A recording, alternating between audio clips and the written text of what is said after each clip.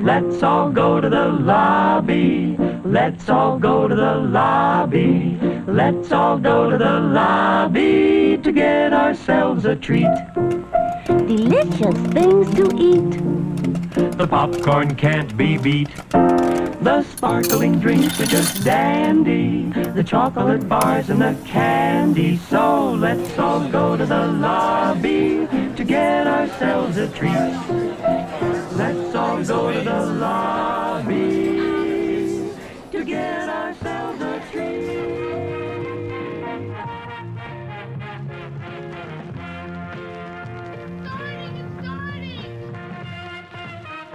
I'm a fan of classic movies.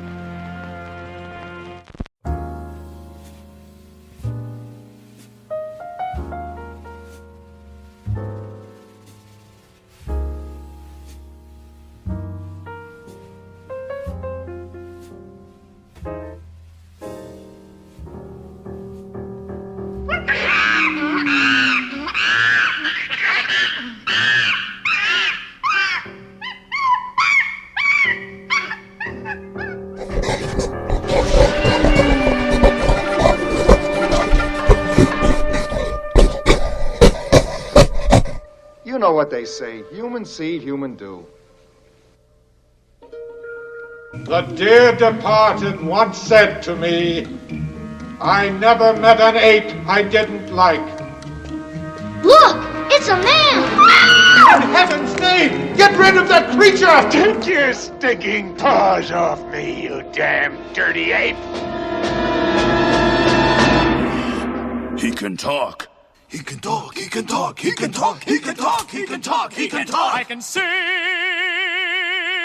Ooh, help me, Dr. Zayas. Dr. Zayas, Dr. Zayas. Dr. Zayas, Dr. Zayas. Dr. Zayas, Dr. Zayas. Oh, Dr. Zayas. If man was superior, why didn't he survive? You did it. You cut up his brain, you bloody baboon! What I know of man was written long ago, set down by the greatest ape of all, our lawgiver.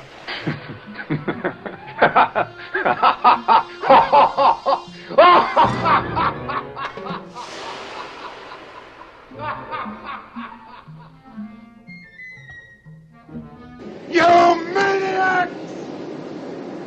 You blew it up! Oh, damn you! God damn you all to hell! 20th Century Fox wants you to go ape.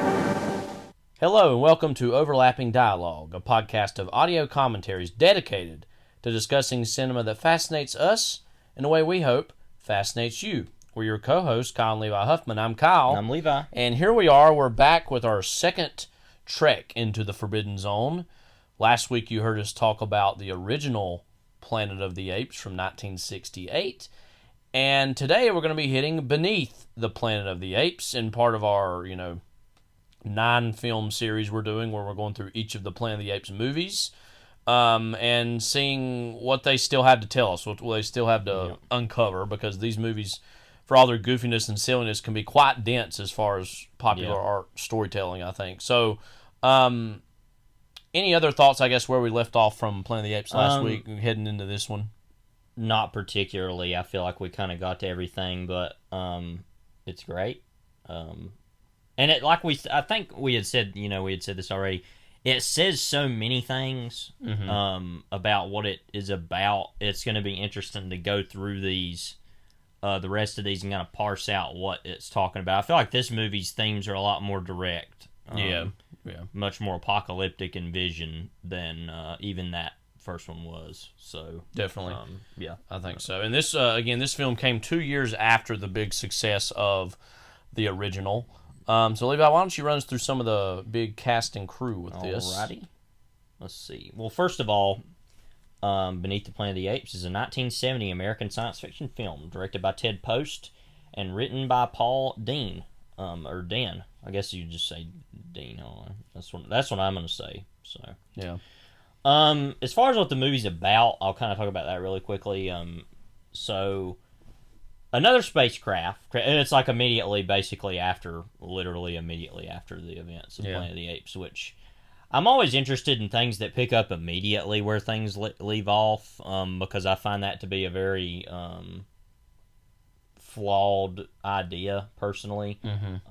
Because, let's say in the case of this movie, where it's like, okay, we immediately pick up where we left off, another spaceship immediately crash lands, there is an ape general who's a very big character in this movie who was not at all a character in the previous movie that seems to just materialize out of thin air. Like, there's a lot of things that just happen very immediately that doesn't... There's not a lot of space to breathe or room to breathe. But anyways, so that's its own problem, and a lot of other things do that, so this isn't the only thing.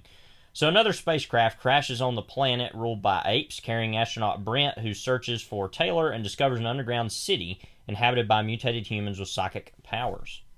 This is, we'll talk about this as we go through it. This introduces another breed kind of human, because the human we saw in the first movie was almost like, Neanderthal-like. They couldn't talk. They were very, guttural. They didn't have they weren't articulate. Right. The humans in this are, again, they're effectively these mutant creatures. And they evolved from and they what talk, humans but also... were.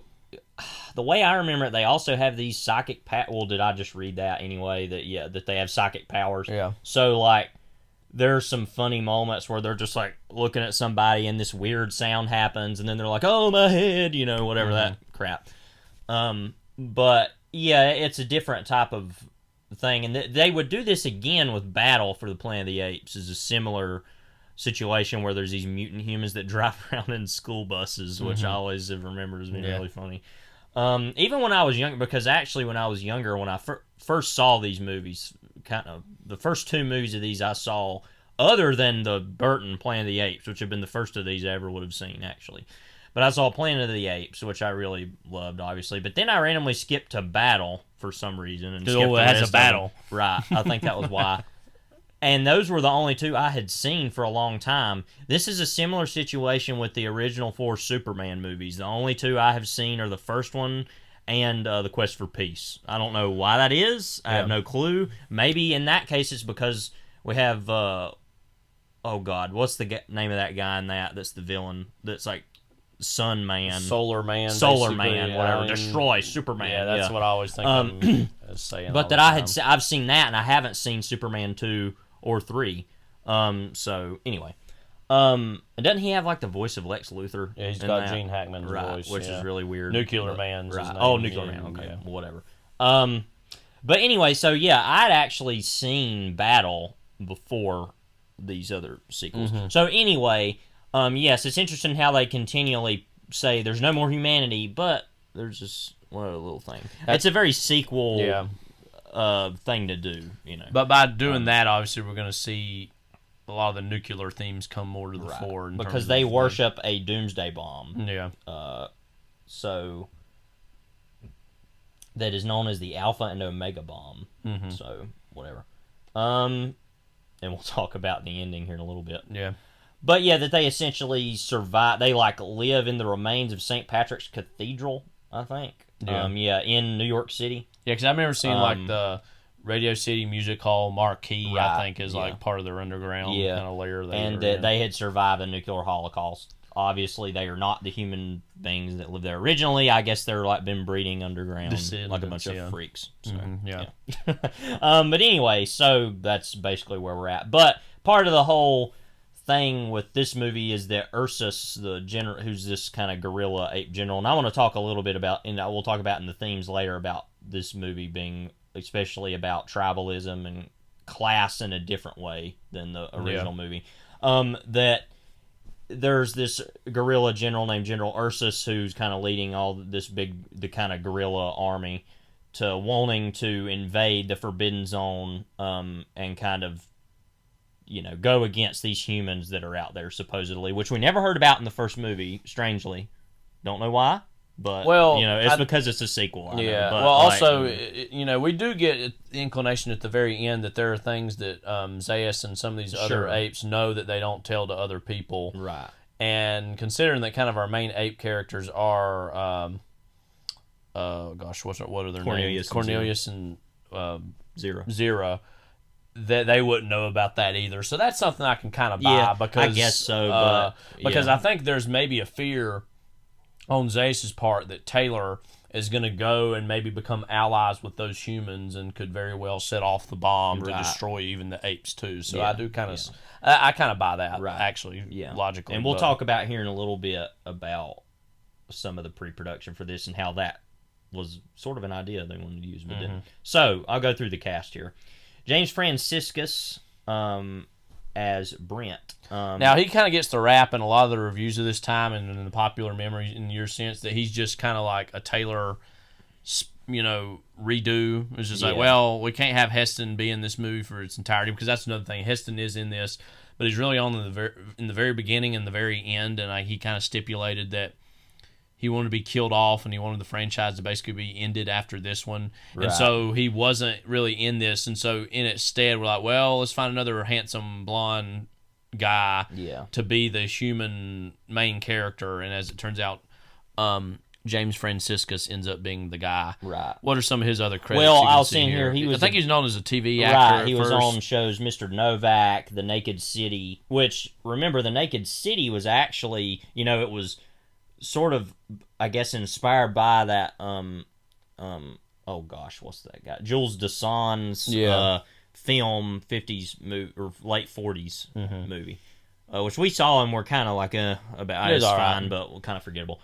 But then that would later, a spinoff of that would be Route 66, was actually a spinoff of the Naked City show, which is far more known and we really want to watch. But anyway, The Investigators, Longstreet, Doc Elliott, Hunter. Some other movies he was in, he died only at 57 in 1991, actually on July 8th. So that was just a few days ago when we were recording this. But he was of emphysema, it said, so he, I guess from smoking or something, I don't know. But some other things he was in, this is kind of the biggest thing as far as movies, but another thing I'm seeing is, this was like in 1981, there was a made-for-television movie called Jacqueline Bouvier Kennedy where he played John F. Kennedy. Really? So that's kind of weird. But, I mean, not a whole lot of other stuff, really. I do have recently uncovered evidence about an alternate history about his role in Hellboats, as you see in 1970. Hellboats, yes. Just since we've last recorded, I've read all of Once Upon a Time in Hollywood, the novel by Very Quentin quickly, Tarantino. it's important to note the movie before that he was in was called The Great Sex War. So no Wikipedia page for that, by the way. Yeah, it's probably better off that there isn't one, but yeah, go ahead. First off, I'm going to fight the temptation to just talk about this book the whole time because this is a very fascinating book from a very fascinating movie. It kind of, towards still the beginning of the book, it actually jumps ahead to talk about what Rick Dalton's career, played by Leonardo DiCaprio in the movie, what it was after the events of Once Upon a Time in Hollywood, where he and his stuntman Cliff Booth basically killed off the Manson family that was in real life attacked Sharon Tate and her friends. That he fought against them, and then that he actually kind of saw didn't like radically help his career, but he did get a few roles after the celebrity of that was like he got a Mission Impossible episode because of his celebrity, and he was actually seen as this like hero to the Nixon silent majority generation. Oh, this guy, this tough cowboy guy we all knew fought these hippies or whatever. And it talks a little bit about he was good friends with Paul Wynkost, the director, who was a real TV and film director. Rick Dalton was. And it talks a little bit about Wynkost was gearing up to do one more, a Navy-based adventure with the pulpy title Hellboats. The movie was initially set to star the blonde television actor James Mr. Novak Franciscus, but when Franciscus' starring role in 20th Century Fox's Beneath the Planet of the Apes went over schedule, Wynkost was forced to look for another TV famous American. And just as he did on McCluskey when he lost Fabian due to a broken shoulder, Wynkost thought of Rick Dalton. So Rick Dalton got a role. Got his role in Hellboats. Because this movie, Beneath the Planet of the Apes, went over budget. So I just wanted to mention that. That randomly got mentioned so that in all, a passing So that way. all was made up, obviously. Yeah. But that's but yeah. You know what's funny is about a lot of these movies it talks about that some of them are very real, but then it's like, the 14 Fists of McCluskey, as you see in Once Upon a Time in Hollywood is not real. And so when I literally read Hellboats, I'm like, oh, that's not a real movie. That must be made up history. And no, it actually was a real movie that he was in. So I just wanted to mention that briefly. And that's very interesting. I did want to name a couple other movies that I actually have heard of here and I'd forgotten. The Valley of Gwangi from 1969, which was actually, I think that was sort of like, in my memory... Love his name, it says for that, too. Tuck Kirby. Tuck Kirby. I think that was like Cowboys fight... Cowboys battle monsters in the Lost World of Forbidden Valley. See, it was like Cowboys fight these lost dinosaurs or whatever. Cowboys versus... It was almost like, test run for Cowboys versus aliens. Right, later. But anyway, I've heard of that. So anyway, just bring that up. Also, Marooned, which is another space movie that would have came out in 1969 with it was John Sturges film with Gregory Peck, Richard Crenna, David Jansen, James Franciscus, Gene Hackman. But yeah, I've kind of heard of that. So he was also in that. That was also released less than 4 months after the Apollo 11 moon landing. So that was It's interesting that you'd think a movie like that would have been some huge success, and I guess people it was known. I have heard of it, but I've heard a lot more about like Countdown, the Robert Altman movie, stuff like that, but not as much about Maroon. And then also The Cat of Nine Tails, which was a Giallo movie that Dario Argento made, which also had Carl Malden.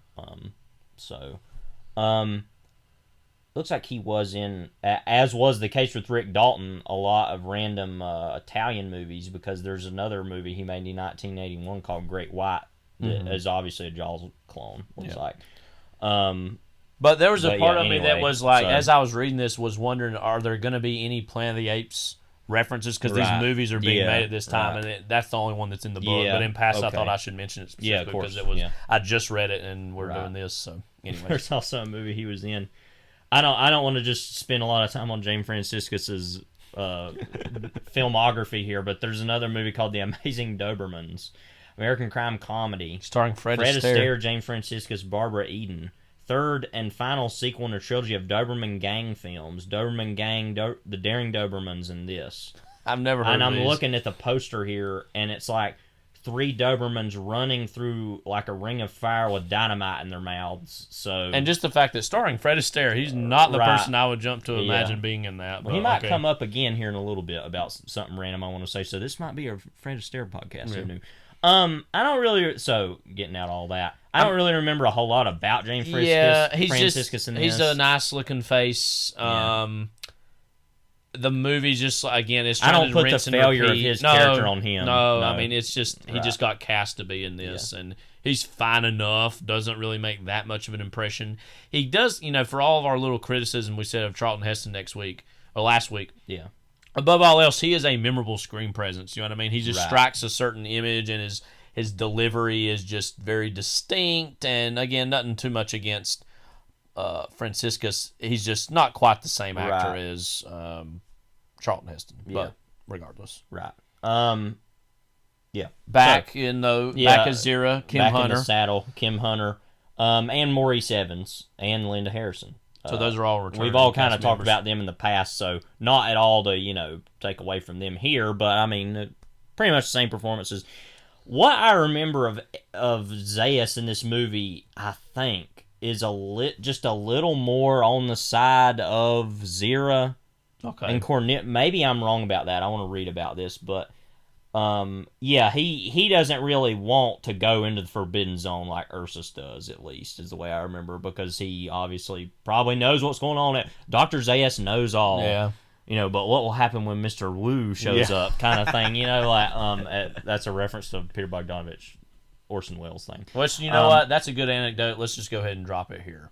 I once said to Orson Welles, my God, that role of Harry Lime, you're so great in that picture. And he said, that's the part. It's the greatest star part ever written.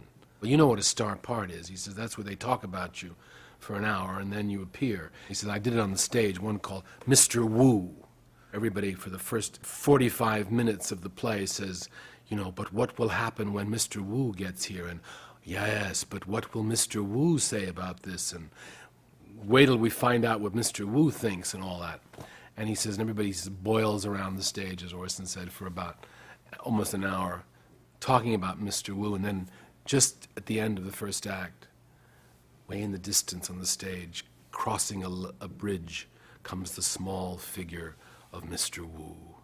And everybody goes, "Ah, Mr. Wu." And the curtain comes down and the audience comes out and says, "Isn't that actor playing Mr. Wu great?"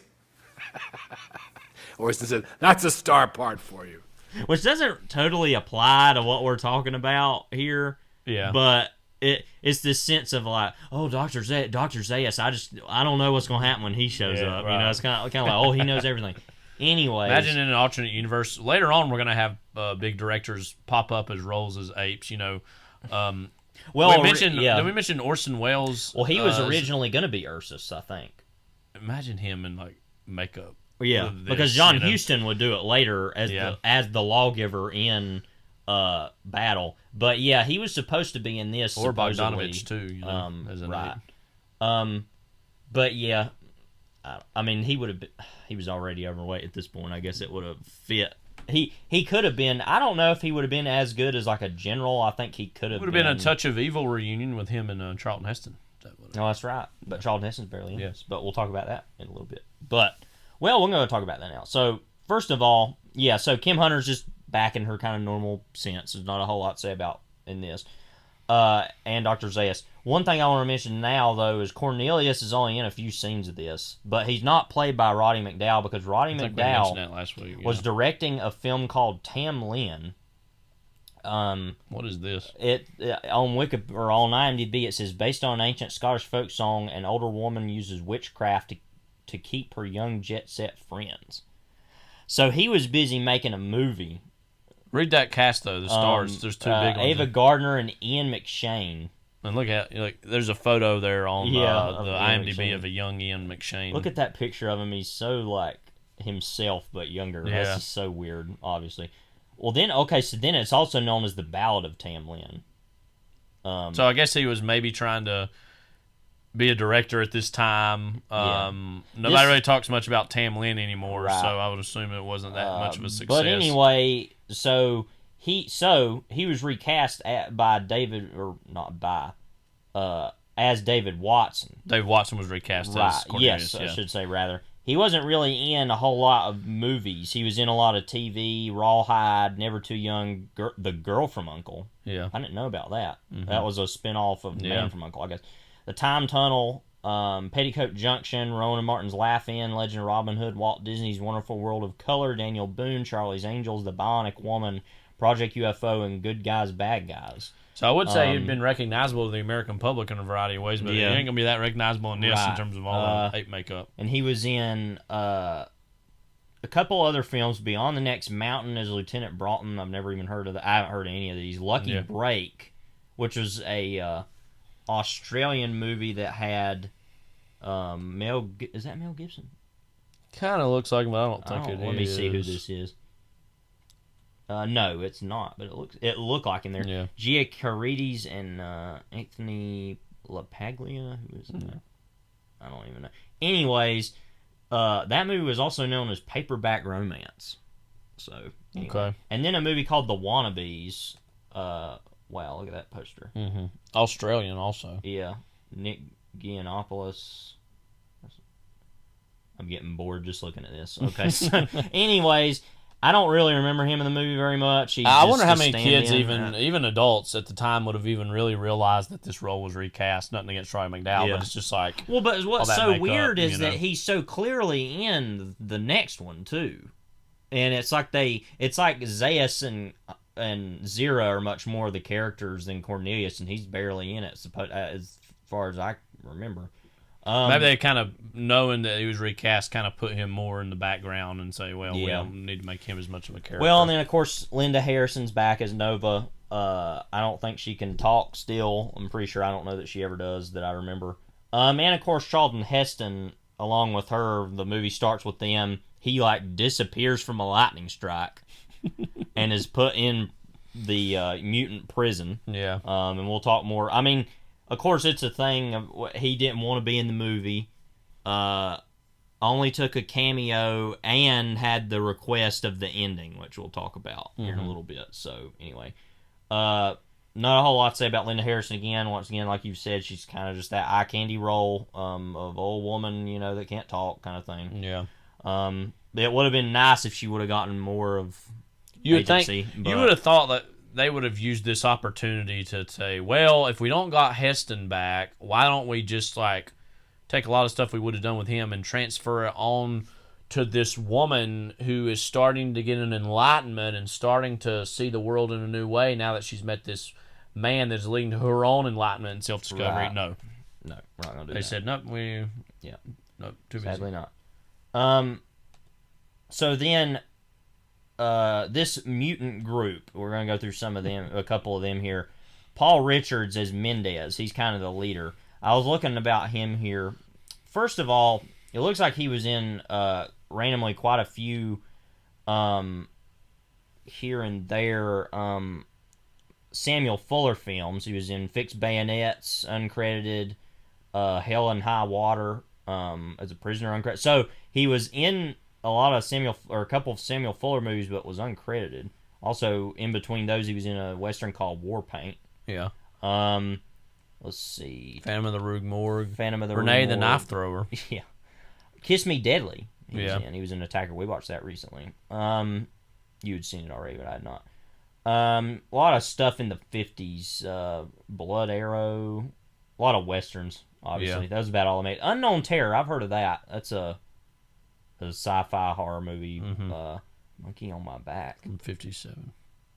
Yeah, I was going to say that's probably about drug addiction, and it was. The Black Whip. Okay. Yeah, a lot of and then this was one of his last things he was really in. Yeah. And then I Escaped from Devil's Island. It's like another, what is this? Exploitation movie. Yeah, Roger Corman, Gene Corman. Let's see that. Yeah, that was made Jim to cash Brown. in on the release of Papillon. Yeah, with Jim Brown. So that's interesting.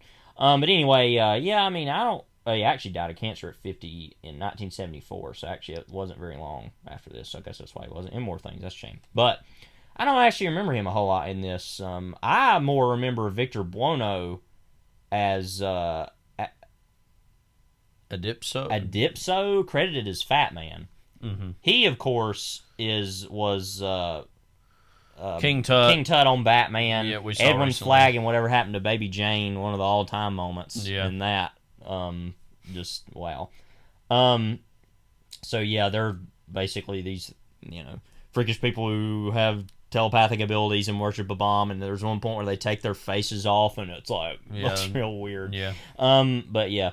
And then James Gregory as General Ursus. I've seen him in a lot of stuff. I think he's most remembered rightly in The Manchurian Candidate. He's the senator that gets assassinated.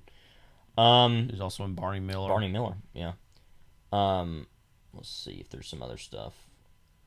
Oh, Lord. He's got all kinds of credits. All kinds of stuff. Twilight Zone. Lord. Untouchables. Yeah, Untouchables. Al Capone. Alfred Hitchcock Presents. Wait, is that? No, that's another one. The DuPont Show. Star Trek said he was on. By the way, don't you think it's Virginian. interesting that Huggins Heroes. at this point there was a lot of this stuff that was like the DuPont Show because DuPont sponsored it? Yeah. And they a just lot of called those it after soap these operas brands, were yeah. named after the brand of soap opera they were. Yeah, Hawaii Five-0, The Virginian. F Troop. One of my favorite names of a movie of all time, The Love God ? With Don Knotts. Don Knotts. Yeah. Shootout.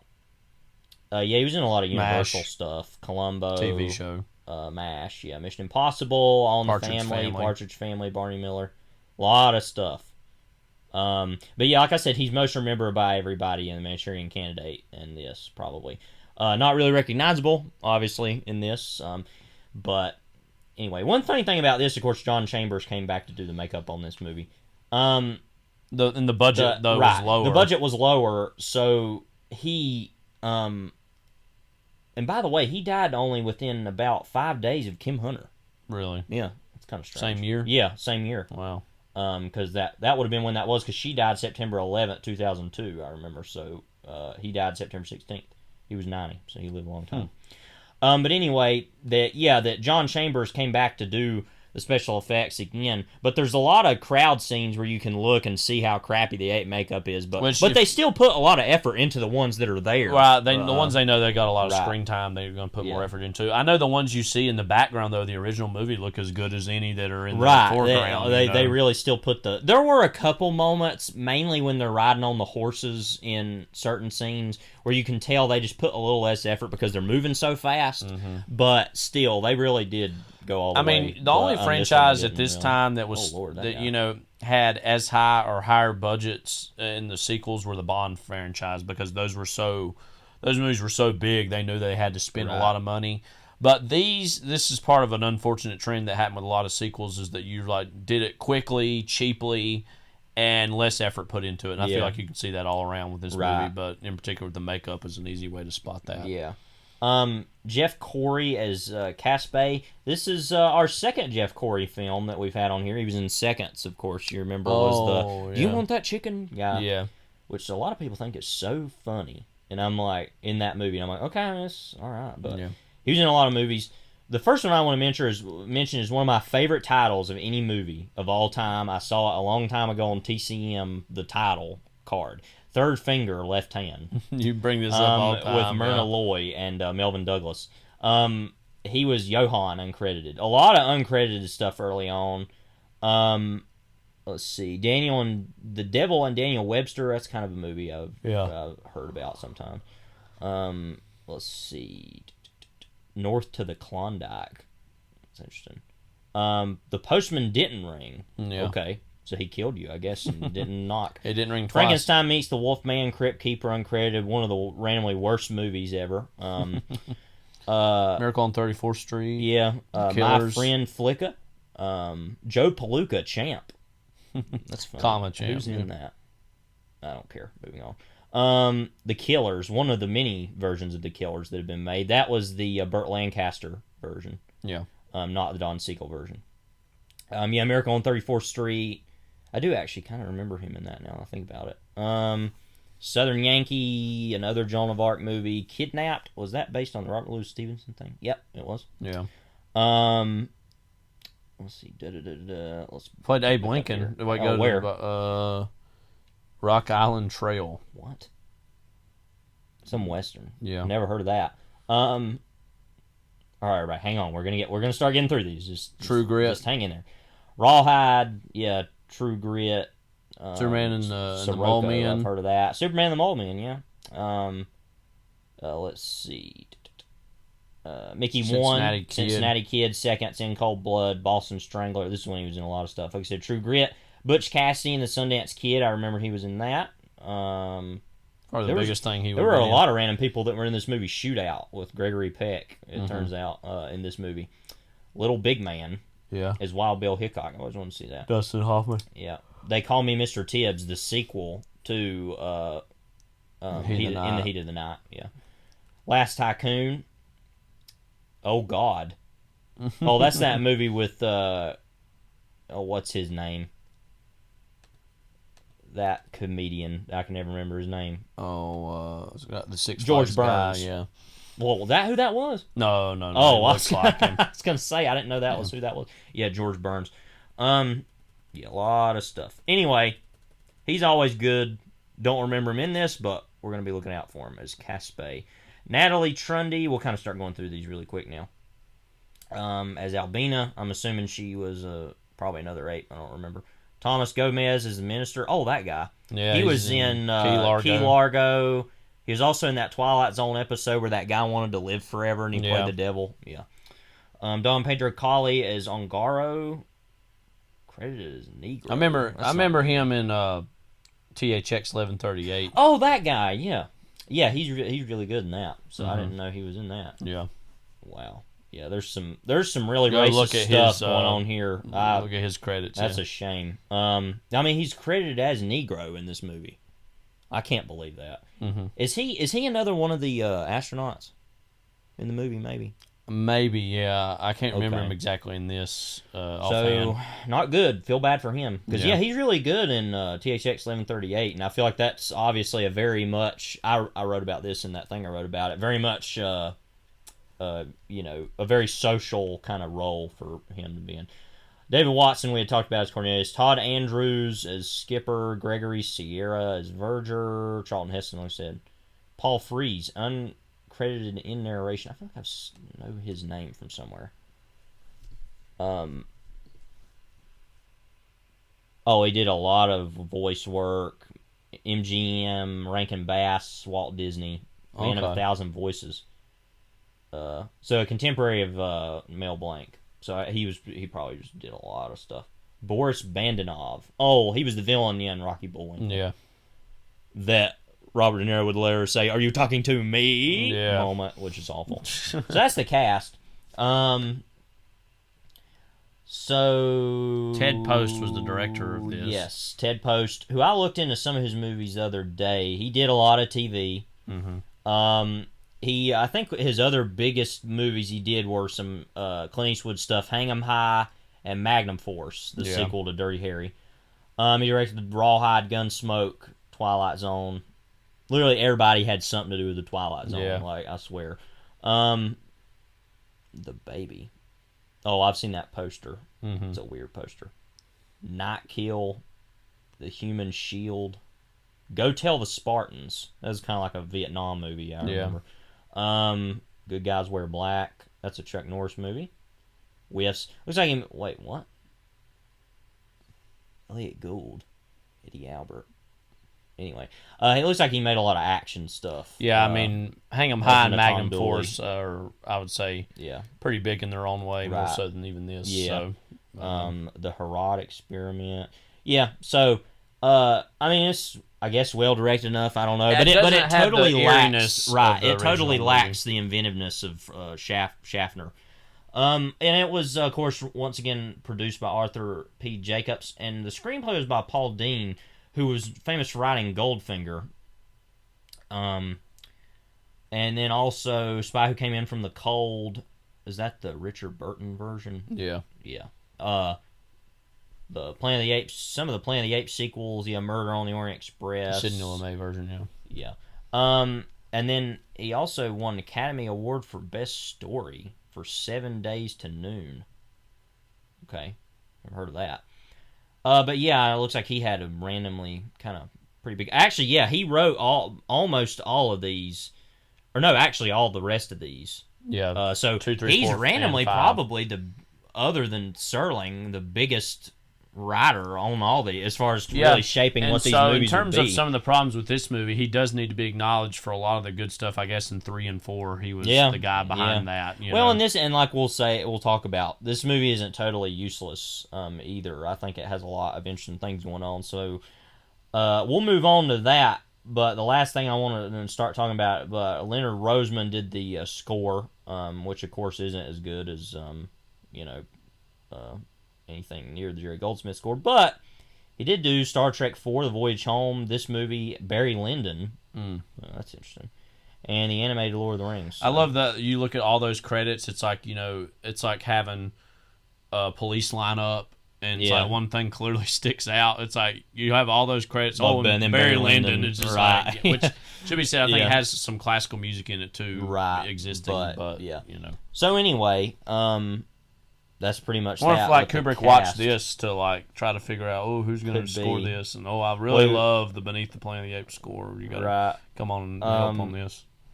So what do we think about this movie in general, I guess? Well, again, I've only seen it once, and I was kind of put off by how much it tries to rinse and repeat some of the stuff from the first movie. But that ending. Yeah. And I think I had heard some people, I don't know if it was you or other people, maybe a combination, had hinted, oh, wow, that ending, though, is something else. And I'm like, how could it top the ending of the original? Yeah. And, of course, it doesn't. But I think, I wonder if going into this movie, we have to have this shocking ending that people talk about, if that had to be part of it. Again, part of it has to do with Heston's own insistence of getting him permanently out of the franchise. Right. But, of course, that ending is where Heston kind of, in a bit of supreme nihilism, detonates the Alpha and Omega bomb to destroy basically all of that civilization of Earth, Ape, regular humans Right. and then these mutant humans, and so it's just like, well, we're just going to wipe the slate clean, destroy all of it, Yeah. Even darker, I would say, than the original. Yeah. Not as good necessarily, Right. but it doesn't have that twist ending necessarily aspect of it, but it's just very evocative. Right. And much like the first one, if you walked out of that theater in 1970, you would have been talking about, oh wow, that how big that was, that how dark that was for that moment. You know? Yeah, and I mean, as far as it being a sequel, obviously, we read, and it's actually really good, this Den of Geek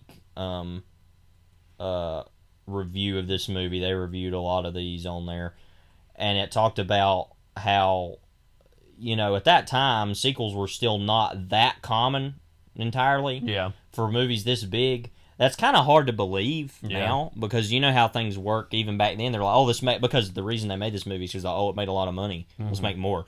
The reason they made more after this is because this actually made some returns. And a lot of movies now already have sequels in development before the original even comes out. You can tell, I think, that I don't know all the history of the archaeology behind this, but I would imagine that there wasn't any kind of big sequel down the pike waiting after this movie was a hit. The first one was a hit, right? But it was, and then because everything feels like it goes in a straight line and leading to the ending of that first movie, and then that's the end of that story. Move on, roll credits, and so I think at this point though they were like, okay, like what are we gonna do to, like, you know, make the next movie? And that's what's kind of adventurous about this era of movies and franchises, is that you can tell they really took it movie to movie, because the ending of this is so shocking and like, bang, the franchise is over. How can you go Heston forward? didn't want to do it.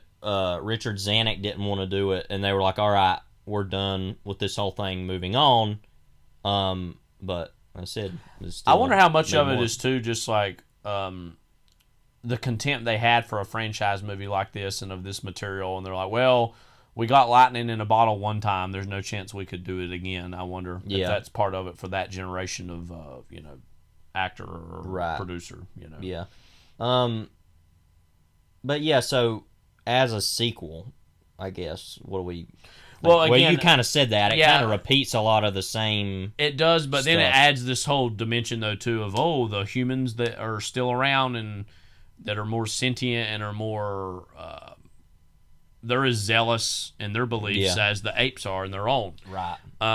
So it is making a little bit more, I think, of a justified contrast between humanity and the apes. Yeah. As opposed to the apes are the sole ruling class of the first movie, and they're looking down on everything else. They are more evenly matched, I think, in this in terms of these humans. And it also just gives us a window into what did more definitively bring about the destruction of humankind in the years before in terms of the nuclear bomb. You know, it's strange, though. By 1970, the bomb wasn't even the threat it was 5-6 years before that. No. Even by 1968, the bomb was not necessarily the biggest threat that people saw on a daily basis. Now, you don't get to the precipice you got to in 1962 and immediately are able to climb out of that either, though. That has a long shadow that it casts over a great generation of citizens, consumers, critics, artists, performers. The weight of that shadow is something that's going to last for a while. Right. It should be said in 1970 we're still in the midst of the Vietnam War, and this was the most relevant the bomb would have been talked about at this time was a conversation that was mostly happening behind closed doors, but that sometimes filtered out through the press, of Nixon, who was president at this time, trying to bang the gavel on convincing the North Vietnamese that he would maybe get to a point where he would use the bomb against them. They call it the kind of the madman theory. Yeah. That I'm going to convince, and that's he upticked in the bombing during this time. Kind of the height of that was Christmas Day bombing of 1972, which necessitated the kind of final peace negotiations between America and North in early '73. That there's just that, and he was trying to convince them, I might use the nuke on the North Vietnamese. He never seriously actually wanted to do that, but he wanted them to think that.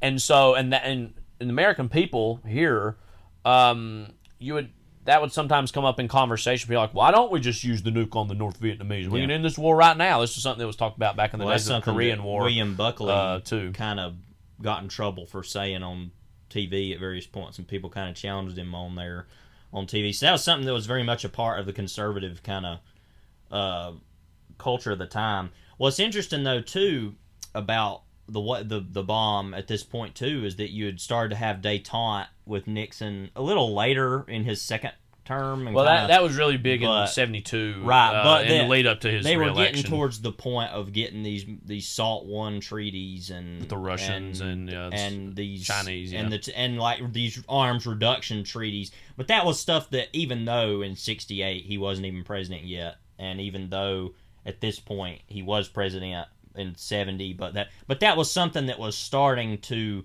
be realized by these world powers is we need to reduce the threat of nuclear annihilation, and that was something that within only 8 years really had already changed quite a bit, like you said. And then you saw versions of this throughout the '70s, but we had a little bit more of a renewed version of this in the '80s, more of just with Reagan's militarism, Star Wars, and that stuff. But that still didn't ever really feel like it was as big of a. Well, I wasn't around, but in the historical memory, still didn't feel as if it was ever that big of a threat. After the mid-60s, Reagan and his administration tried to play it up, particularly in '84. But the days of the Cuban Missile Crisis were. We never got there again. Really, thankfully, from after World War II. Because even in '63, Kennedy and Khrushchev had the nuclear atmospheric testing weapons ban even then, and so and so if you're thinking about the original movie in terms of where it sits in relation to the bomb. All you had to do in '68 was look out your window to see how crazy America was getting, it seemed like at that time. And while the bomb wasn't necessarily part of that conversation, it was certainly part of that invisible fear that was in many ways kicked up at that time of the Cuban Missile Crisis that carried over into these new fears about Vietnam, the counterculture, the assassinations of the '60s. Right. So it's weird. Like I said, by 1970, the bomb was not even what it was about a few years before that, but it still, for many Americans, would have represented the nadir of the possibilities of destroying civilization, and would have made sense to people as, of course, that this is why this all happened, Right. But the fact that it didn't even totally wipe out humanity, Yeah. But the fact that we see the humans in the first movie, obviously who are like these Neanderthal-like, inarticulate, cavemen, basically. Yeah. And then in the second one, it's like, well, these survived and were more in touch with the radiation, and they have these powers as a result of that. Right. And they're deformed. Yeah. So, saying all that, and kind of we can jump over to the themes a little bit. Yeah. And is this kind of a more already antiquated kind of thematic journey of a movie? Aside from, I think it partially is. It picks kind of one or two things, and we kind of talked about how that was sort of a problem with Planet of the Apes, that it picks too many things and kind of does a lot of stuff. But this kind of focuses on stuff that was already kind of not. Yeah, I agree. I think that the biggest problem with this movie that could go with that is they're trying to recapture the feeling of that original movie. One of my favorite things about the third one is like, well, we're still going to be part of this franchise, but we're going to go in a kind of a radically different direction. Right. But this is still caught up in the moment of, well, the first one was a hit. What can we do to capitalize on that? We've talked a little bit about Star Trek in the past episodes. Something we talk about a lot is this whole movie feels like somebody took a script for a rejected Star Trek episode and said, well, why don't we graft this onto the Planet of the Apes franchise? Right.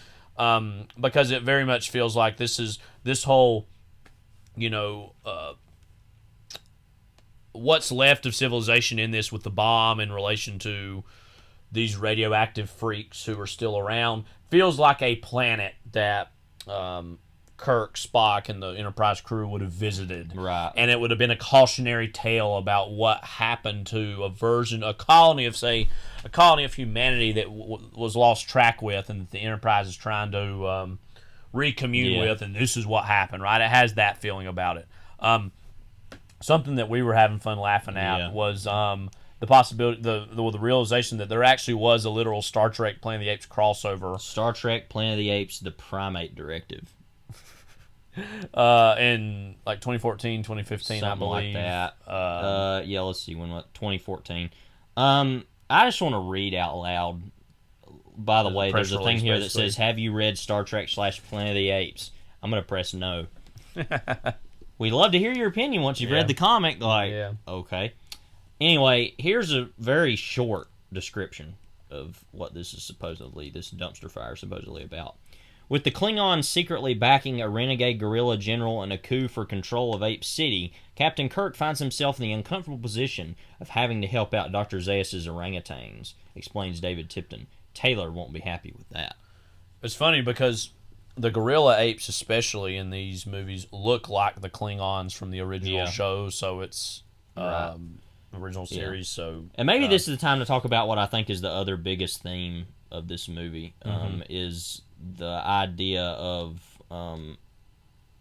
the militaristic gorilla apes, and the kind of sense of tribalism and class that kind of further differentiates itself here.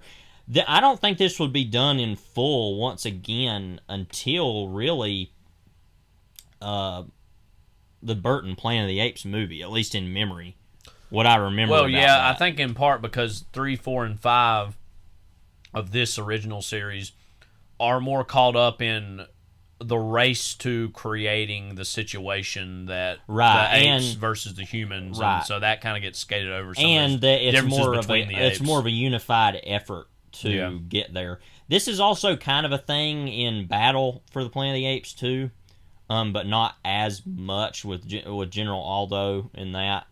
But obviously, that's a big part of this movie, is this idea of there is kind of an argument amongst the apes about should we expand our territory through these very kind of fascist, militaristic means that the orangutans and the chimpanzees primarily don't go along with. Freakazoid chimpanzee. Yeah. But that all the gorillas want to do. And I want to see Freakazoid go to the Planet of the Apes as well. Well, that would be way more interesting to me than Star Trek. But anyway, because you can just imagine already what the Star Trek Planet of the Apes version of that is. It's very much writes itself almost. It's pretty boring. Personally, no offense to anybody who finds that interesting, but no. I think it's also just capitalizing on the nostalgia people have for both those things of that particular cultural moment. And they look very, and that's what I'm saying. We kind of already did that with this movie, sort of. That it's like just a lot of the visuals in it, particularly, are very Star Trek-esque. But anyway, so that's obviously a big part of this movie, is that kind of militaristic idea, which is between the two, that and the nuclear war stuff is by far the more interesting. Some people had mentioned that there was some stuff also relating to a lot of the protests that have been happening, because there is kind of a protest scene in this movie. I feel like that goes way more in line, though, with Conquest, and we can talk a lot more about that later. Even a little bit in 3, maybe. Yeah, and even that. So it does kind of focus on certain themes, but like we said, it's already kind of antiquated. I don't feel that the militaristic stuff is, because that's very much part of that's kind of a Vietnam allegory too, about America going to these places that it doesn't really need to go to take over. But that's already getting antiquated too at this point, and there's a lot of other movies that are doing that. So because I think in part inspired by 2001 and this, even more so the Planet of the Apes movie, the sci-fi of the 70s, the movies, action sci-fi movies then got very socially conscious in terms of talking a lot more about these things in a critical way. Because, you have like the 50s sci-fi movies we talked a little bit about last week that are like, the threats of like these things getting nuclear infected, but that's like a very broad kind of allegory to use to talk a little bit more incisively about militarism and nationalism in their own ways. I think this franchise opened the door to things being louder and louder about that. And even in a movie a little bit weaker like this compared to the original, it does still try to say some things. But again, in the same way that the first one was a little too caught up in having too many metaphors, like we said, almost the metaphors at work here at this time. It is a little more focused, but it's also a goofier movie even than the first one, which is a strange combination to be more incisive and a little more goofy at the same time. Yeah. There's a reason why I think it doesn't exactly work in the same way the original movie does. One thing, though, I want to talk about the ending briefly before I talk about one other thing, and then maybe we can go ahead and wrap it up and move on to the movie. About the ending, that, of course, the final kind of voiceover that the movie says after the whole world explodes is, in one of the, and it was by, of course, shouldn't forget, Paul Frees. Yeah. Who says, in one of the countless billions of galaxies in the universe lies a medium-sized star, and one of its satellites, a green and insignificant planet, is now dead. So, what do you think about that? Because I think there's a lot of things to unpack randomly from that, like. Well, I guess it's narration.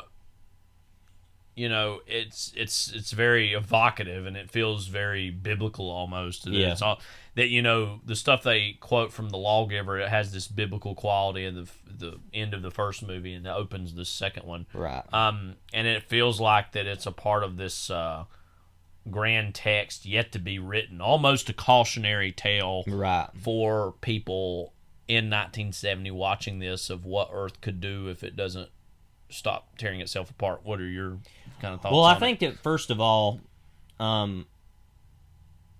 there's multiple things. I can go to the most kind of, I wouldn't even say lizard brain, or just most basic idea about it is, wait, so are there aliens that live somewhere else, obviously, where it's saying, oh, that insignificant, because, if you look at, and also this is a very like Dr. Manhattan kind of idea, but a lot of people look at the universe not even assuming they're aliens, right? Mm-hmm. And say human life is so insignificant. But and first of all, of course, I think that's total BS, because it's like, no, because if that's all there is in the universe, the cold, dark universe, it's like, what's interesting about the universe then?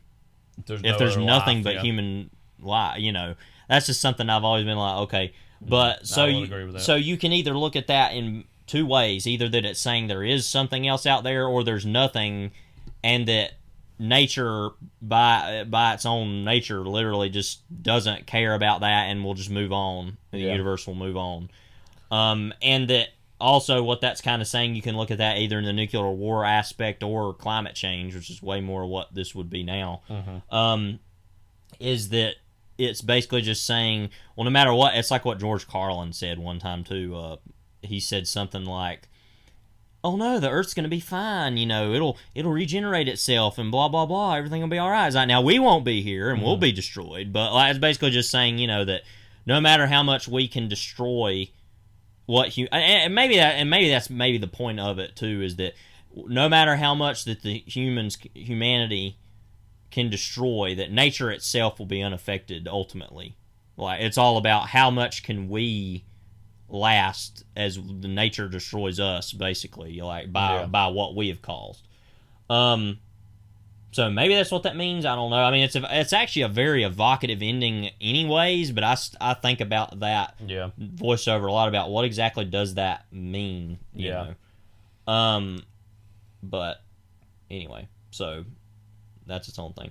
But and we can kind of talk more about that at the end, maybe, when we see it. But one thing I wanted to mention, you looked at this Siskel review, right? Yeah, Gene Siskel. Which he gave, and the movie overall got really pretty negative or mixed reviews. The title was The Sequel Fails. Yeah.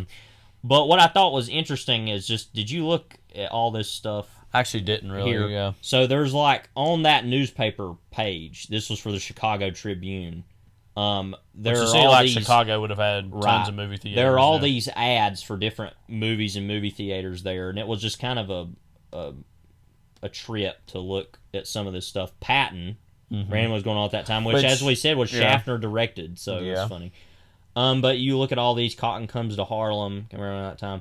My favorite one was The Biggest Freak of Them All, Dr. Frankenstein on Campus. And aside from the fact that it's, people frequently call the Frankenstein's monster by Frankenstein. This does the opposite and puts the Frankenstein monster in a graduate outfit with a peace sign as a necklace. So anyway, MASH, Woodstock, The Grasshopper, Beneath the Planet of the Apes are some movies playing different places. And it names a lot of these different Pickup. A Russ Meyer movie, Cherry, The Pickup, Airport, Beatles, Let It Be, Magic Garden of Stanley's Sweetheart, Start the Revolution Without Me, Marooned, we were talking about, Fantasia, Rio. But a lot of these, it's like saying like Northwest, West, Cicero, somewhere it said the Biograph was on here, I know. I was looking through all these, of all these different things that were playing. It was just really weird to see. Obviously, I knew that things like this existed, you know, but in the world we live in now, obviously, Z, that Costa Vargas, is that guy's name? I think so, movie? yeah. Let me look about that. I want to get that. I didn't even notice that though. That's it's interesting. All those ads. No, that wasn't it. What is that? 1969. Yeah. No, yeah, Costa Gavras. I'm sorry. Okay. Gavras, who made a lot of random movies, like Z, and what was that other stuff? Missing. What was that? There's a couple of kind of big movies. State of Siege, The Confession. Those are the one I'm thinking of. Yeah. But anyway, it's just interesting to look about a lot of these random movies here. Tell Them Willie Boy is here.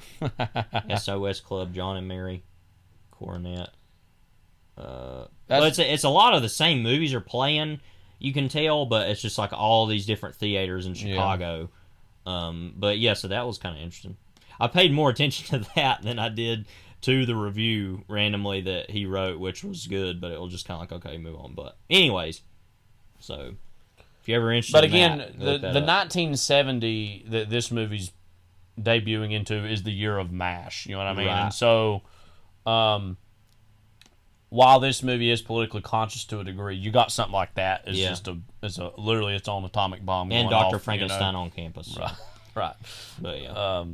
So yeah, I mean, you know, this represents, again, as we said last week, an interesting time, I think, in franchise filmmaking where the first movie was a huge hit, so it's like, well, let's just rinse and repeat. We'll literally cast a guy who looks like the first guy because the first guy wants to blow us up.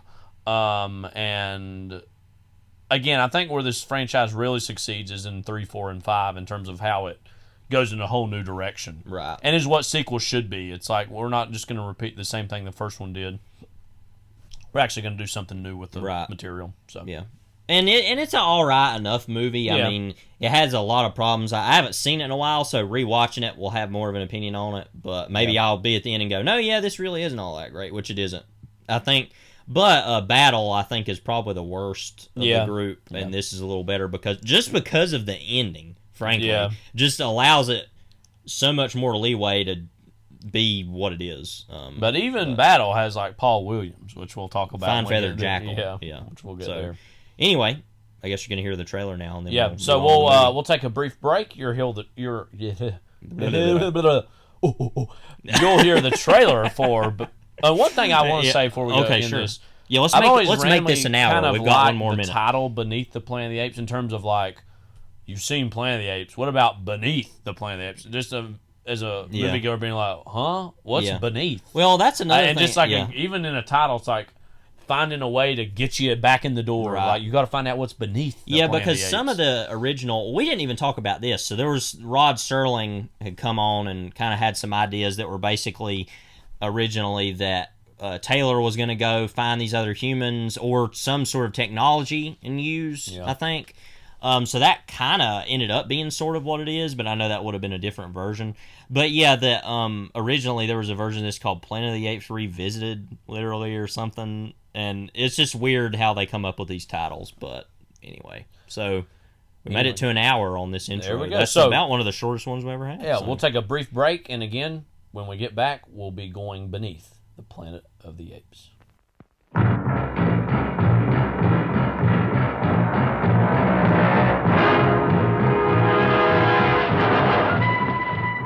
Planet where apes evolved from men? There's got to be an answer. Don't look for it, Taylor. You may not like what you find. Damn you all to hell!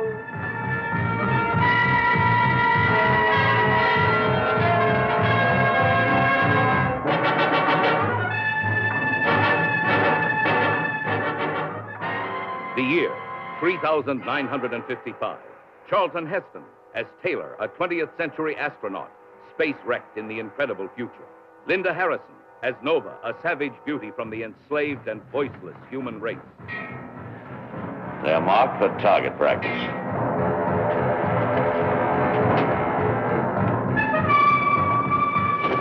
James Franciscus as astronaut Brent on a reckless mission to rescue Taylor, trapped by the swaggering, brutal master race of apes who dominate the Earth, a planet shattered by the atomic war of a distant, forgotten past.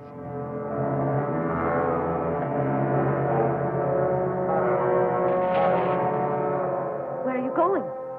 Into the Forbidden Zone. Someone or something has outwitted the intelligence of the gorillas. Invade! Invade! Face the terrifying dangers of the Forbidden Zone with them, engulfing you in the shattering experiences that await beneath the planet of the apes. Well, there's an intelligence working in this place. They know we're here. We are determined to know what the apes want, war or peace. The superintelligent mutants, are they human or something else? In their church, an unspeakable God. A doomsday bomb. Behind their faces, an unbearable secret. We don't kill our enemies. We get our enemies to kill each other. The irresistible war machine of the guerrilla army versus the devastating secret mind weapons of the subterranean mutants in civilization's final battle to answer the ultimate question. Can a planet long endure, half human and half ape? Is it the beginning or the end?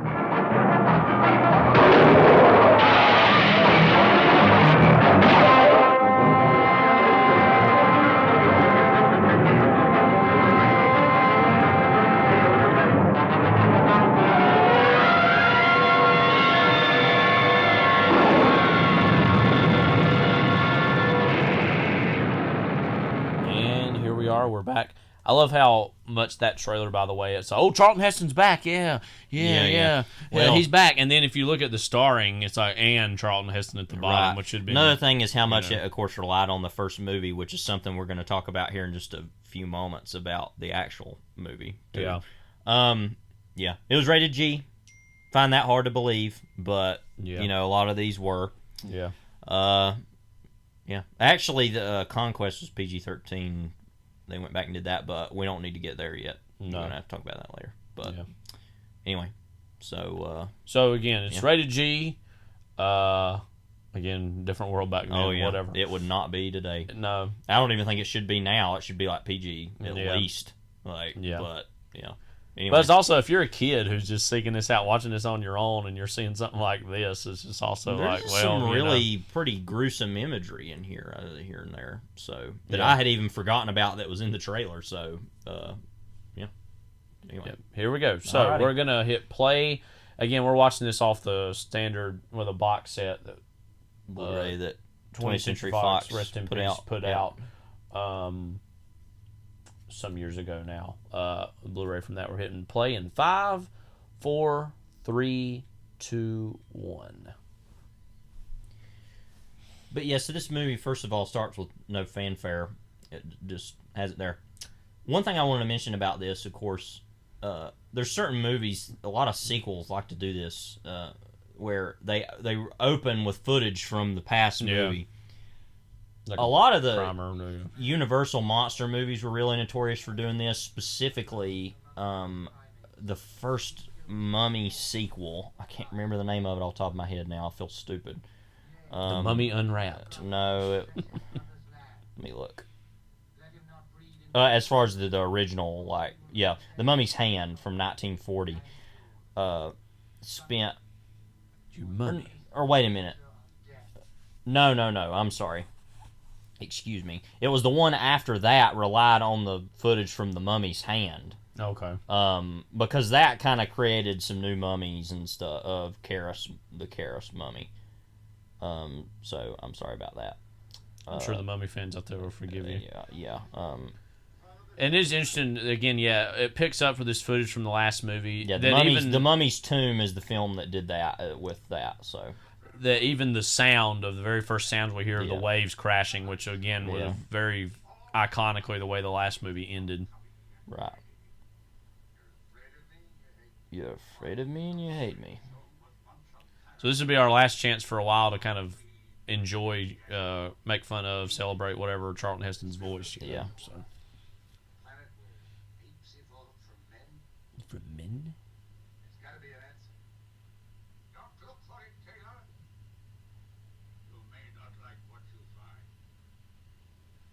And again, we've started to see in history of cinema by this point, for a while now, the influence of television on films in terms of a lot of some of the big canvas movies of the 50s through the 60s, like we're trying to compete with television to say, oh, look at what we can do that you can't do. This is a good example of like a last time on in film that it's evoking TV in some ways, in terms of acknowledging that TV is a competing force for audiences at this point. Well, it's important to know also that film serials did that, and like I said, that version of that happening with the Mummy's Hand and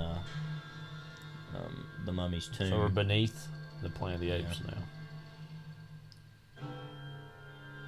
But then, James Francisco's like, wait a minute, why is Heston's not named Top Bill? Yeah. Probably because they're screwing us. Yeah. Where's Roddy McDowall at? He's making Tam Lin, or the Ballad of, excuse me, also, AKA, also known as.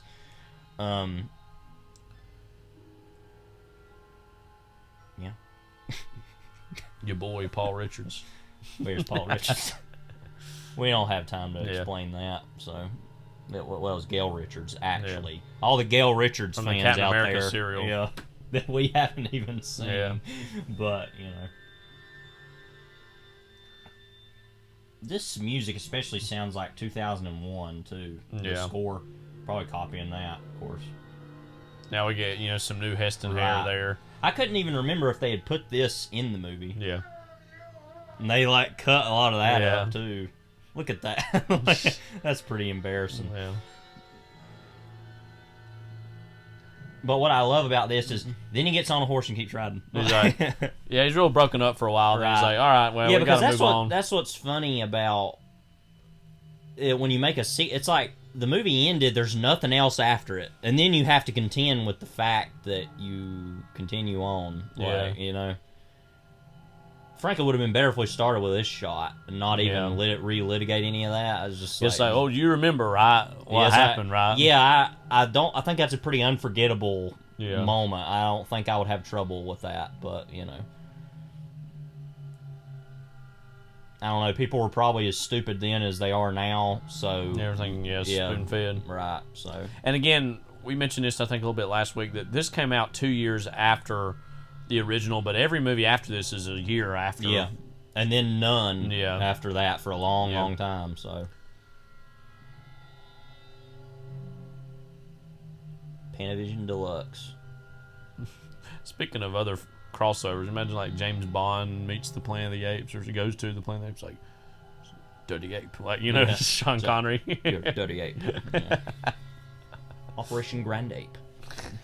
Granddaddy Ape. Or at Pierre Boulez, where he stood. I don't even know what he thought of the original, much less I don't this know. or the continued franchise. Well, I mean, like I said, Paul Dean. He probably got a few checks, so. Yeah.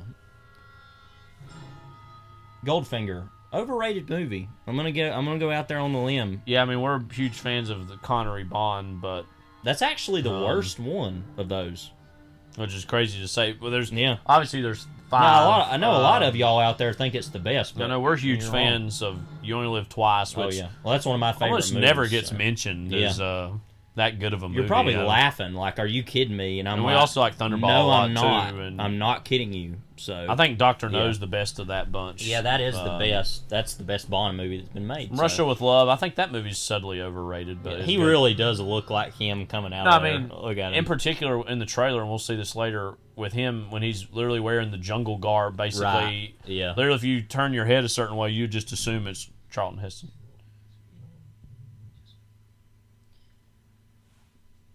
But anyways, yeah, Goldfinger's good. I mean, it's fine, but I mean, Goldfinger got moment. Yeah. But yeah.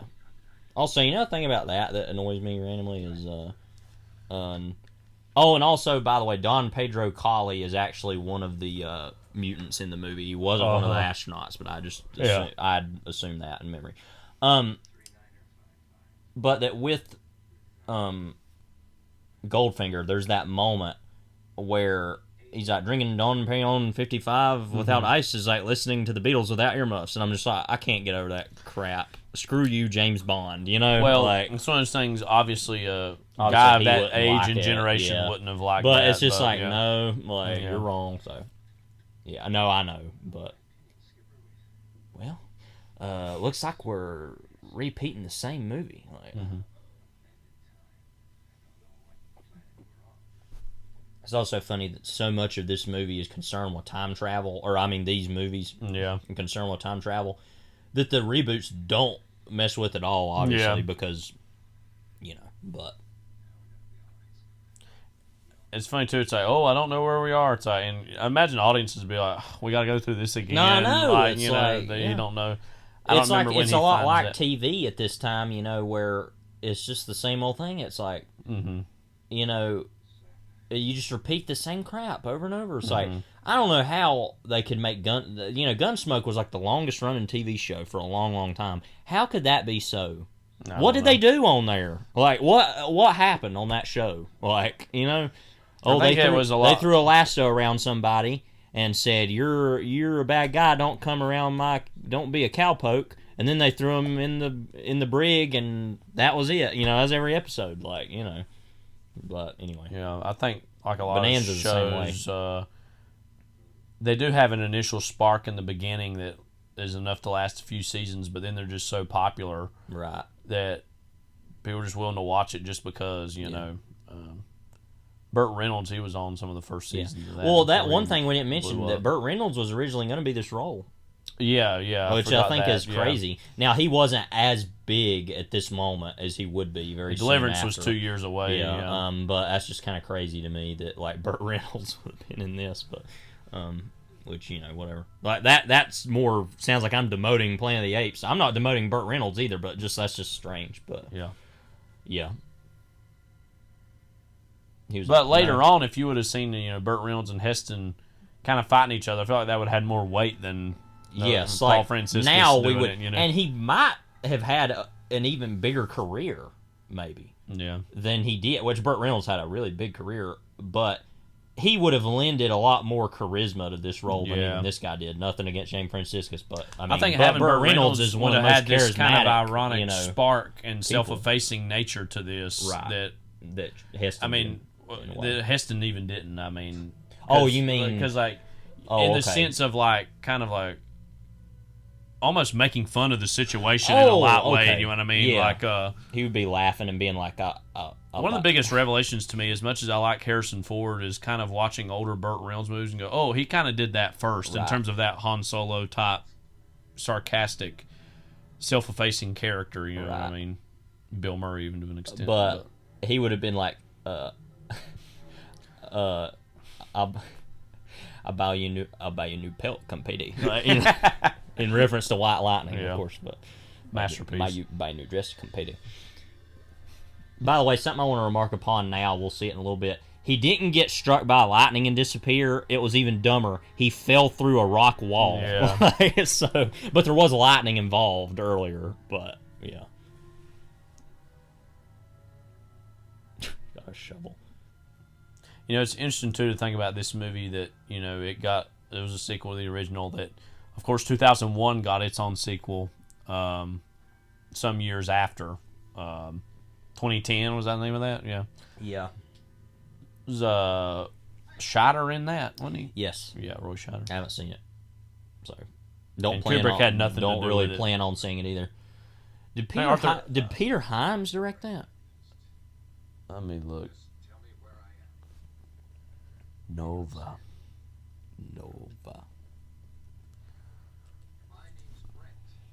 Yes, he did. Okay.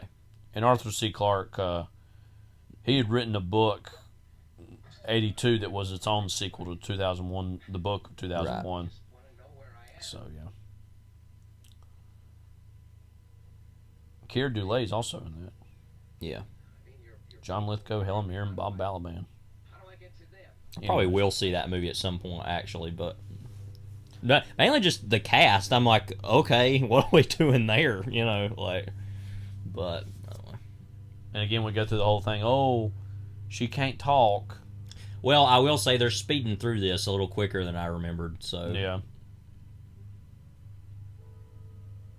he's probably daggum smarter than Heston is. He probably is.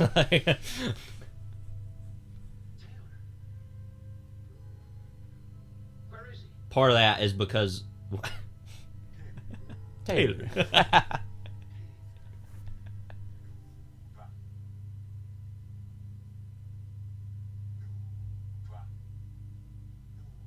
Like, you're stupid. And I really do think it is a lost opportunity to not have her be more of a character. Right. I mean, here. Well, something also important to note in the in War for the Planet of the Apes. We got a while before we get there, but that there is a Nova character that's that little girl that can't talk either, and she's not all that much of a character either. I mean, you know, so.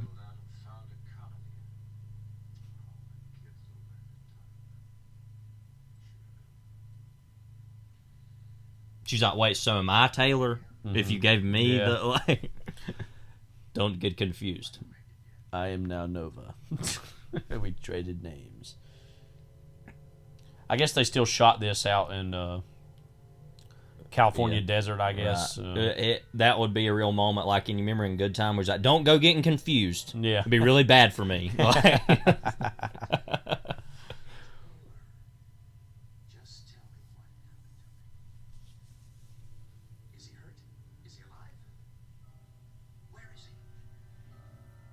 Some of this stuff's kind of Nouvelle Vague, the way they're the editing, but that fire. Yeah.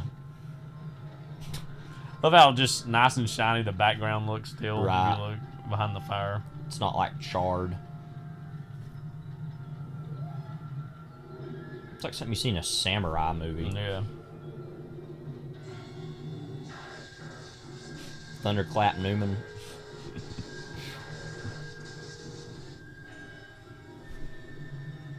The elements themselves are turning against him. The fallout has caused this. By the way, this is called a cameo role. I'd say this is even more of even a cameo role, though. Yeah. Because even at the end, he's in, you know. Yeah, I mean, I'd say it's a role. Supporting performance, yeah. I mean, yeah. But at that time, yeah. People use the word cameo really strangely. Yeah, it's anyway. inconsistently used, yeah.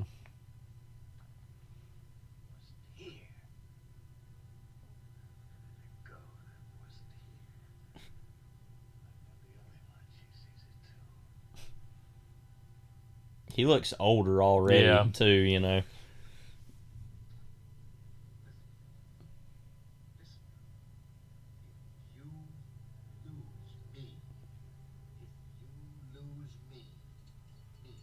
I would presume this first film was shot in 66, 67, and this one in 69. So yeah.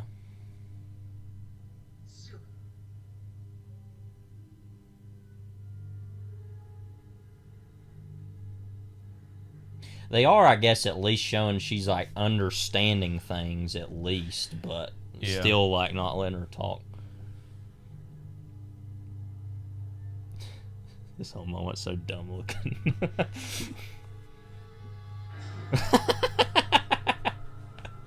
Looked like some like Ralph Bakshi crap. It looked like some trash in the Lord of the Rings animated movie. Which, if you're a fan of that, sorry. It's not good. We were spoiled in the sense that we came up being raised Yeah. on the Peter Jackson movies. But the animated movies, you know. Ugh. I'm so fascinated to one day go back and watch the animated series for this, you know. Yeah. That'd be weird. It's like sometimes I forget there was that Star Trek animated series in the 70s as well. Yeah, that's more remembered than that Planet of the Apes yeah. one. It might have even lasted longer, I don't know. I don't think it itself lasted all that long, but...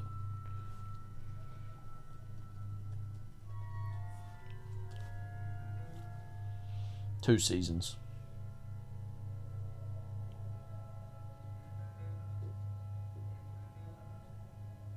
When was it on? 73 to 74. Okay. Were they making other shows by that point?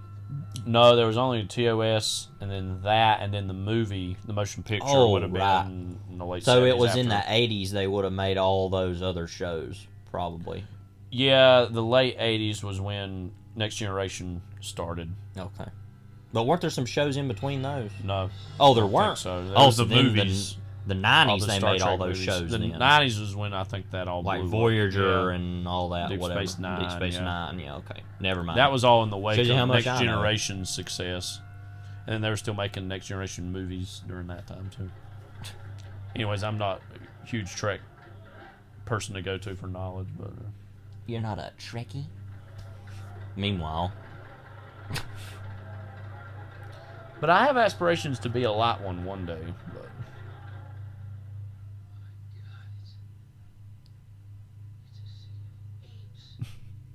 20 minutes in, he's like, Yeah. Gets there. That one behind him. Yeah.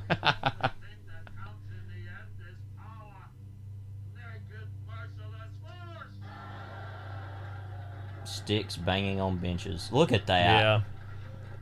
Wow. So obviously the chimpanzees and the orangutans are more the kind of intellectuals. Science oriented. Yeah, and the gorillas are the pure soldier brute force class, basically.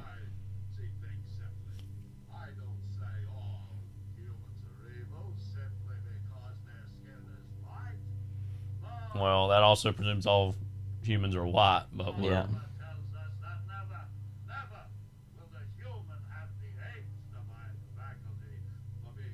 This is a private conversation I know we've had, but in the world of the Planet of the Apes is like, because this is all, what you see in the background, you can see, like you said, the protests, people having signs.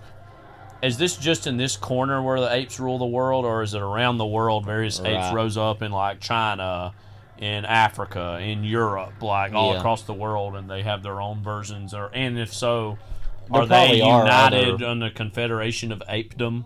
There probably are other ones somewhere.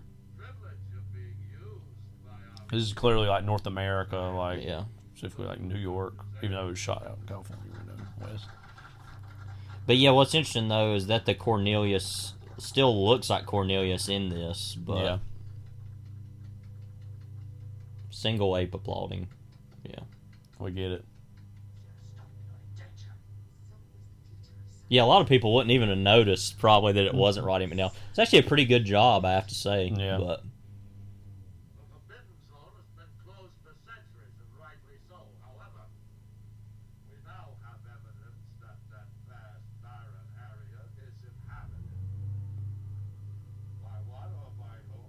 by the way, we apologize if you hear the lawnmower. Yeah. I don't know if you can even hear that or not, Yeah. but somebody outdoors is doing that. Because, as we know, even despite Beneath the Planet of the Apes being on, life goes on elsewhere. As it should, so...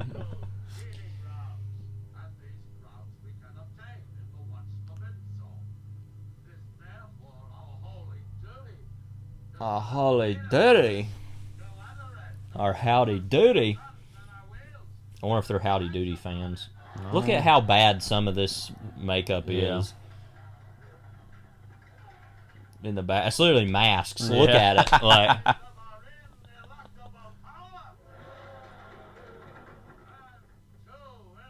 Looks like they put way more work into the gorillas than they did the chimpanzees or the orangutans. Yeah. Look at that. Mm-hmm.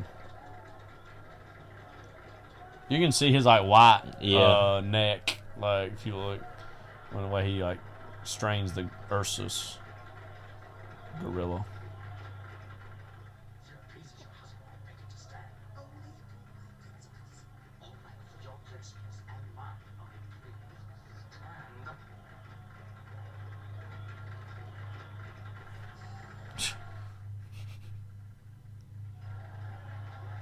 No, it was like, I remember them. Yeah.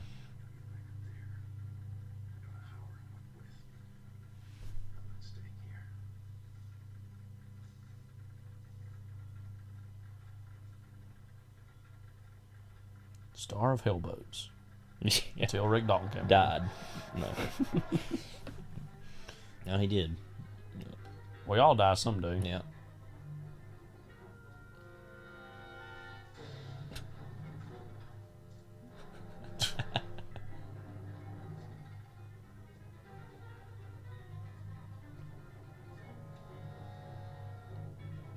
That's what was, kind of funny about the escape from Planet of the Apes is that in that one, the ape makeup's still not all that great, but probably a little better because they only had 3 apes they had to do. Yeah, so... Yeah, that's probably another reason they went... Well, there's only so many options of where they could go, but it also saves money in the sense we can just shoot it in present day and it don't have to be these big, period or... fantasy sci-fi sets or whatever, That's a strong man to get shot, not make any noise. Yeah. Just a flesh wound. Just a hellboat. Mm-hmm.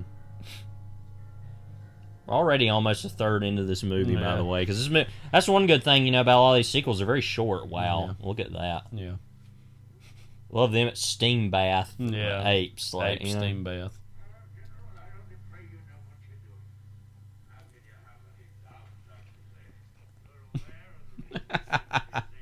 Wow. I have no memory of this scene whatsoever. You can tell they just put like a filter on that too. Yeah. Sorry, we didn't go into this wanting to point out every little thing like cinema sins or everything wrong with, but wow, there's a lot of random stuff that's just like, I can't believe that. No, we might point out things that like that, but we don't intend to be that crowd. Because they are garbage, so. Yeah. And don't really care about movies, clearly, so. Mm-hmm.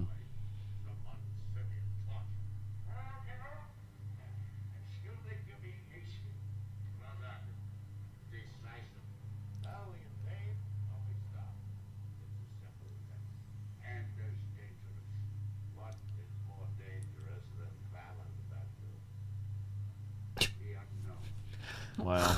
Sweating hot boy Zaius. Hot orangutan summer. There's all this stuff about Ursus talking about, we need to go and, do this and that. It's like, as of this point, it doesn't look like humans are any real threat to the apes. The apes are only making it worse. Yeah, the only reason that anything happens is because they go over there. Yeah. Huh. Vietnam War allegory? Like...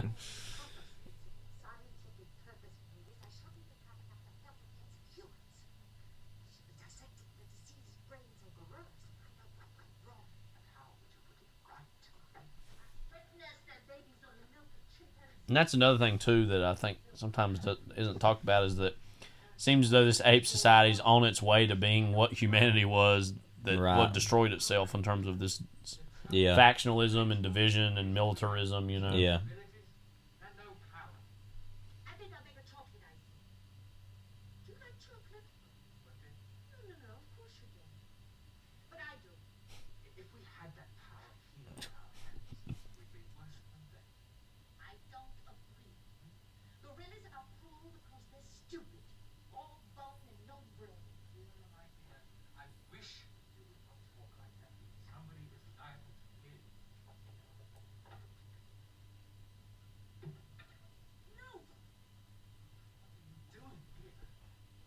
Was that Taylor? Oh, wait. Is that you? Taylor. Yeah. Even though no. they all look alike. I mean.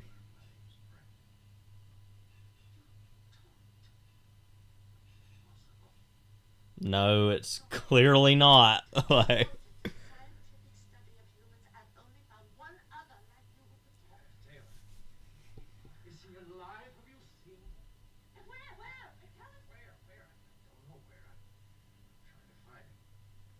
Planet of D Dirty Apes.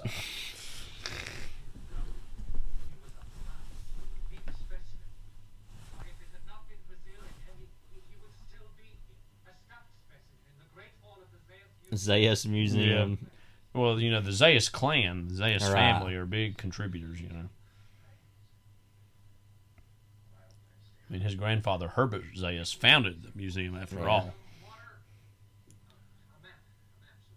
By the way, he's at Planet of the Apes Wikia he's somewhere. at his two friends. He would probably know that. Wait, where's the fourth one at? The Stewart, the woman. We're not even gonna care about that. I know, but yeah.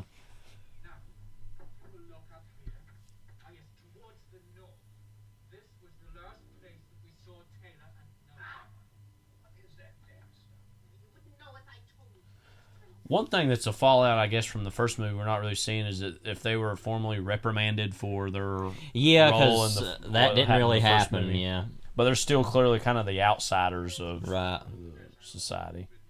Well, they were supposed to be put on trial and imprisoned for heresy, but whatever. It's like, well, whatever, Oh my god! Oh my god!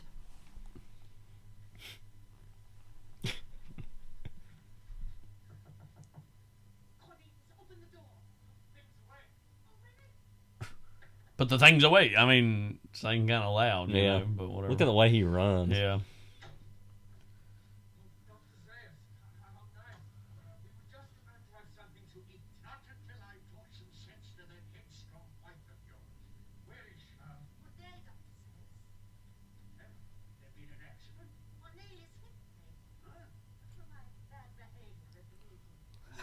Oh my god! I don't remember that at all. Domestic violence. Like, wow. He's more broken up about that Right. other than this Apes beating his wife. This man, yeah.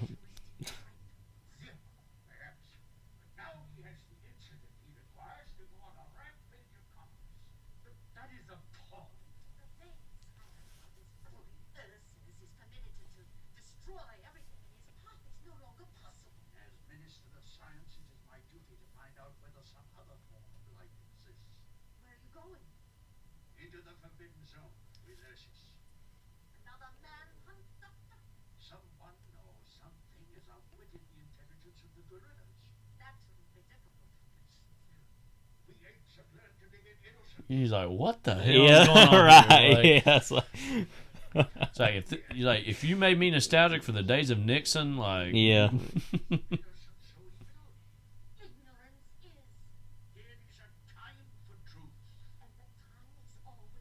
I wonder where the ape Henry Kissinger is in this. Yeah.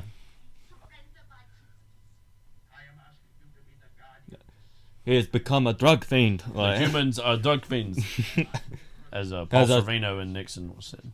He's had sexual relations with his wife in front of the children. He sees a shrink in L.A. Talk about Daniel Ellsberg. Yeah. A man's all effed up. Anyway. No, Paul Sorvino, he should have been in the remake, Yeah, he would have been a good Zayas. Yeah. Basically the Giamatti role, I guess. Yeah.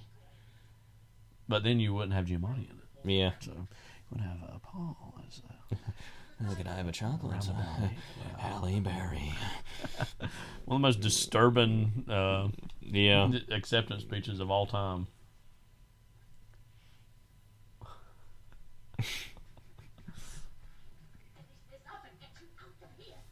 What was that for again? I got to Golden Globe. I know, but Yeah. for what role he won for? Wasn't shoot 'em up, unfortunately. I don't think.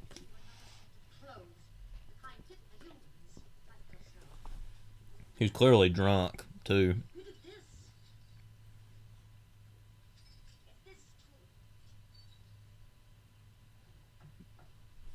Yeah.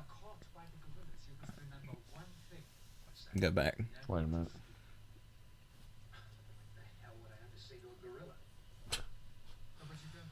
Barney's version. Yeah. Yeah, he said, I'm a little jacked up because I ate 5 boxes of free Godiva chocolates. I just saw Godiva chocolates, never seen so many Godiva chocolates. And Halle Berry. Like, isn't that weird? Barney's version. Never heard of that. Richard Lewis. Is that the Richard Lewis? No, Richard J. Lewis. Okay. Not the comedian. No. Okay. Anyway.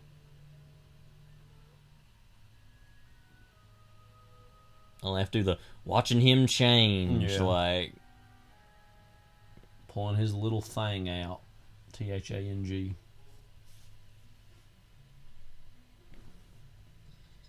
Like I say, other than some close-ups, if you just see him in passing, it could easily pass for Heston. Yeah. Like, his hair, yeah. Yeah, his hair's a little different. Yeah. It's more manicured than Heston. Yeah. But no, Heston's literally, I mean, and again, the world of the movie, it would be this, but looks like he literally just like woke up and came to set and just like, I guess I'll do this, just gotta drive out to Malibu and get liquored up. Like, die, ape, die. Uh-oh. I hate when a gunshot takes you off a horse. And the horse is dead. Obviously, PETA would have issues with that, and I'm not even trying to bash PETA at all in this, but I wonder what PETA's whole thoughts on the Planet of the Apes franchise are, because it's like got apes involved. Well, not really even any real apes, because either you're talking about people in ape costumes, or that would be more applicable to the reboots, probably. But even those are they're not real, but like CGI. what they would probably say is it's promoting animal violence or something. I don't know. Again, I'm not trying to bash PETA. No, I'm not either, but because a lot of people love to do that wrongfully all the time, so Oh, we'll do this game again. Yeah, it's like so boring. Like, come on.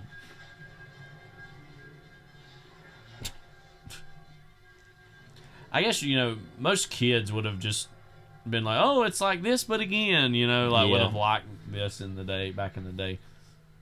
Well, first movie wasn't necessarily made for children, though. Right. Well, as we talked about, kids undoubtedly would have seen it. Oh yeah.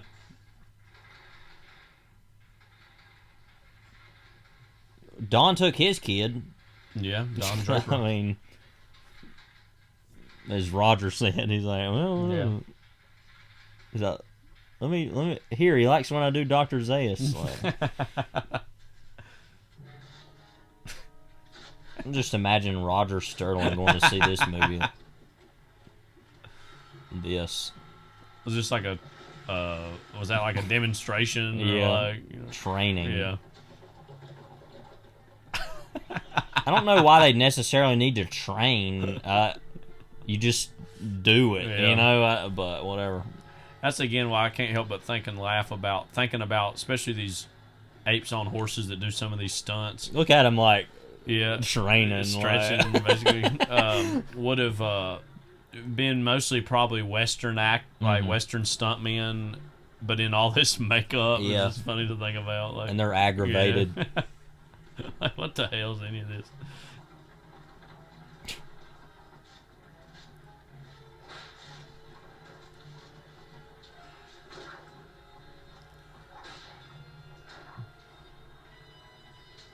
Like he wants to smile, kind of like. Oh, this looks kind of fun. Maybe that's their Olympic Games. The Human Olympic Games. Oh, is that one? In the cage. We're here again. Oh, God. Yeah. Rinse, repeat. Rinse, repeat. Now, you know what's funny is like earlier in the trailer they showed this shot, and I literally thought it was from the first movie. Yeah, it looked like it.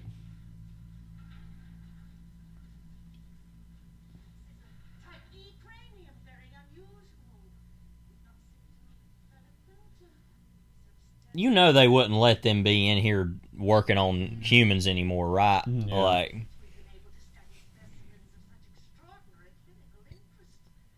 So Julius not around anymore. He hitched a ride to Frisco. We probably daggum had brain damage. Yeah. Hit on the head.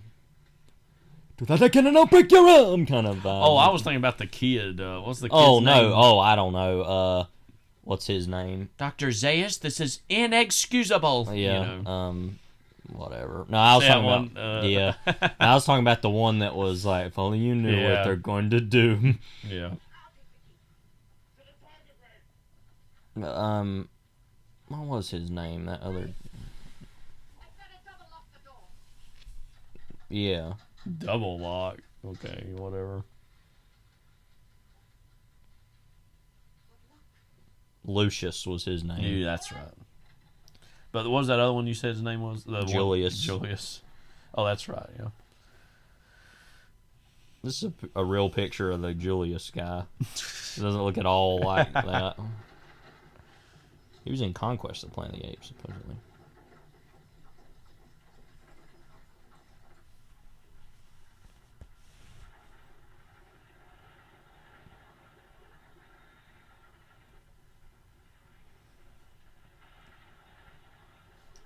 Make the grand escape.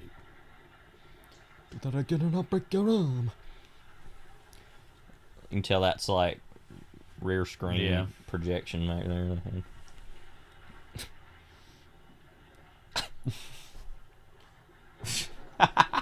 Yeah, and then let the friggin' horse go wild like craziness.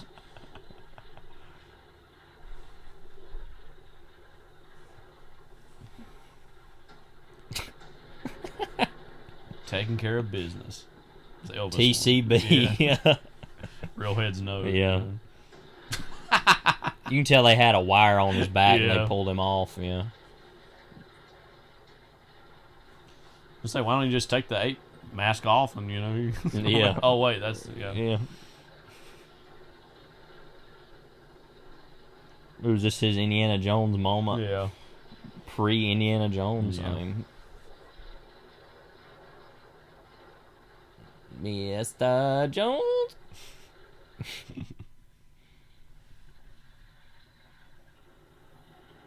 I'm gonna get away kind of vibes, you know. Well, I guess he does temporarily. Everybody gets away at the end. Yeah. Or goes away. Yeah, more goes like. away, Yeah. Vaporized away.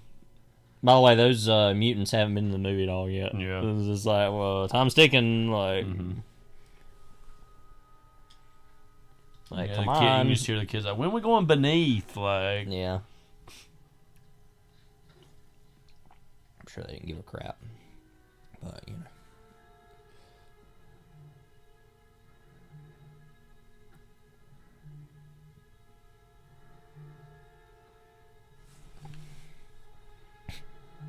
Well, free riding from here on out.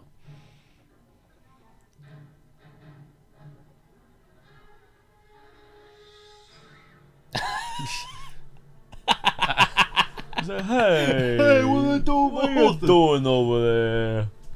I'm gonna sick these men on you. Like Art Carney in The Honeymooners, like, oh, Ralph, we better go get them daggum, get them humans over there. Them humans over there need getting. Yeah, you tell her, Ralph. Tell him how you Jackie lost them humans Gleason, over he there. should have been Captain Ursus or whatever. Yeah. Get that some bit, and then what if Burt Reynolds would have been in this? You know, it's like pre-Smoking the Bandit. And then would Sally Field have been recast as Linda Harrison's role? He ain't got no time for that crap. Yeah. I need a Diablo sandwich and the Dr. Pepper. And the way he's eating it, and he's like kind of going like that, it's like heartburn to the max. Like, you know, like.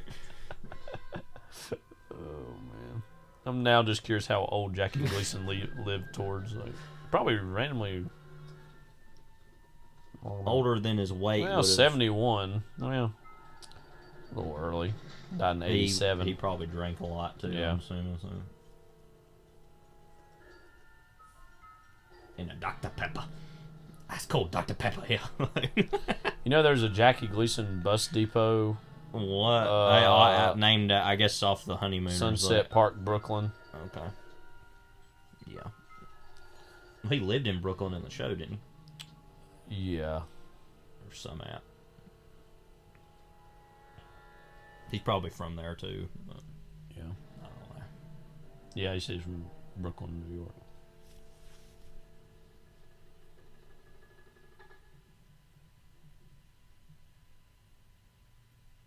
By the way, I want to remark upon this.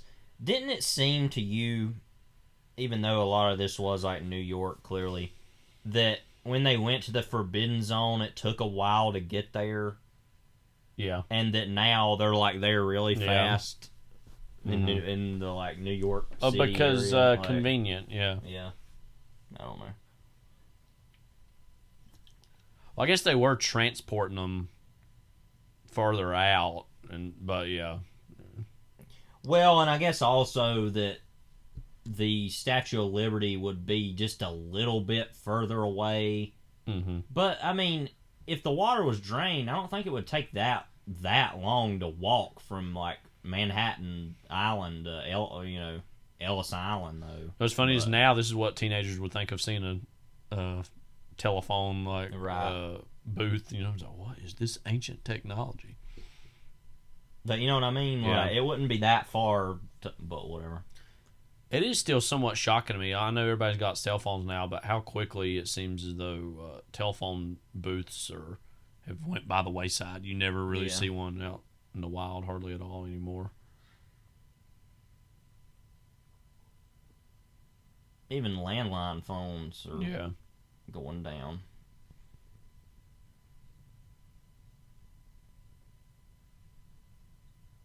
Just looks in the background like it says Greensboro. Yeah. It's interesting. This is his moment of realization. Yeah. His version of that. Like, it still takes about halfway through the movie to get there.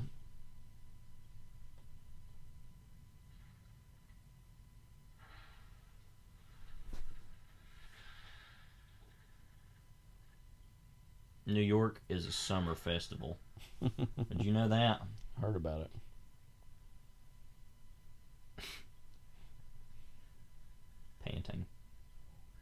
Painting. Pantaloons. What, this specific area? Yeah. Pantaloons Express. He needs some pantaloons right now. What are you talking pantaloons? What are you talking about that for? I don't know. I don't even know where that came from. Because you said it a couple times and I'm like, wait, what? Pantaloons. We nuked the world, like, yeah. I don't know. It's probably climate change, actually. But well, right now we were talking last night about New York City subways had all that flooding. Meanwhile, days. But yeah. Zayas is like, I don't know who's worse. Like, you got these hippie scientists or you got these dirty humans talking. You got the crazy gorillas. Like, I think if you were to write like a Planet of the Apes novel, actually putting it from Zayas' perspective would probably be the most interesting perspective to put it through in terms of his sense of self-righteousness, but also his own consternation and frustrations at, these events. They got a flag. Yeah. Why would they need that? Yeah, just to let people know. Who? I mean, anybody there, Yeah. like, other than the humans underground.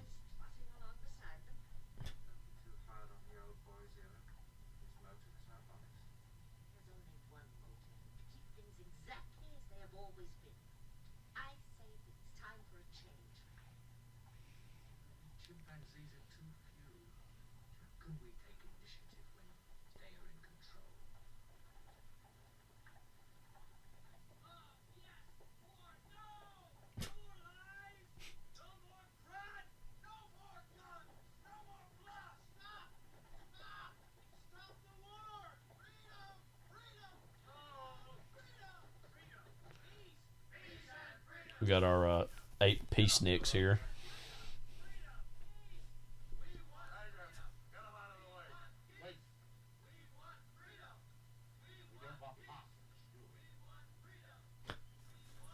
He looked at him.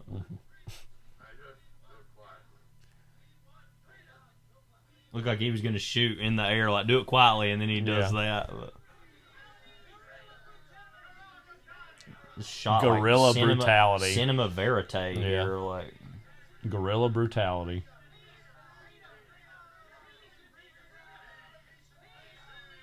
A gab, you know? Yeah. All gorillas are, you know what? Yeah. Well, you know, I feel like this is good that it's doing this, but it would do stuff like this even more aptly in Conquest. Yeah. But, you know.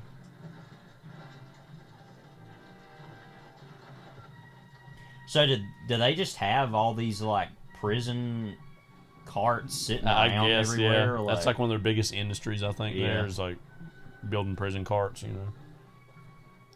Wow. Can't believe it. I love the different faces. Like some of them, the mouths are open, I guess. Yeah. Like, do it again and I'll break my jaw. Like, yeah. The cannon, you know. We're bringing the cannon with them. Artillery. Well, they have guns like that, but not really much else, you know. Ain't got napalm.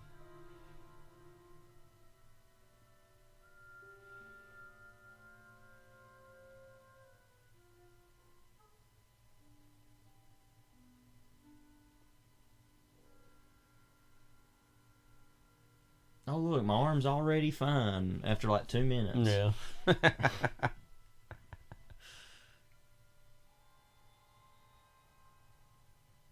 It's like the movie remembered he was in it and was like, oh, yeah, we need to go over there. Yeah. I do love, and it's probably because the first movie spent so much time doing this, but, you know, Taylor spends a lot of time, I feel like, shocked by this and all that. And here with Brent, he's just like, yeah, wow, crazy. Anyways, let's just go on, like, move forward, you know, like, which again, part of that's the audience, like, yeah, it's not that crazy anymore that the apes took over. So. Yeah.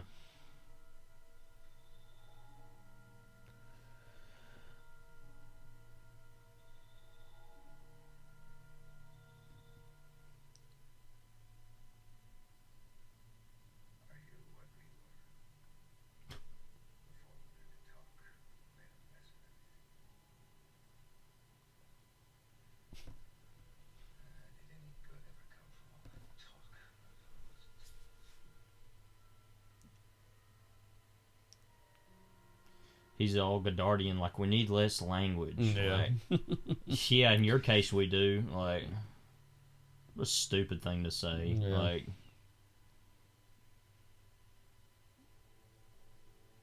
now, Bedard, he should have had a crack at the Planet of the Apes franchise. because you know what happens when you don't have language and not the only other way of expression is force, like physical force, and that's a whole lot worse. That's one thing we need way less of. Yeah.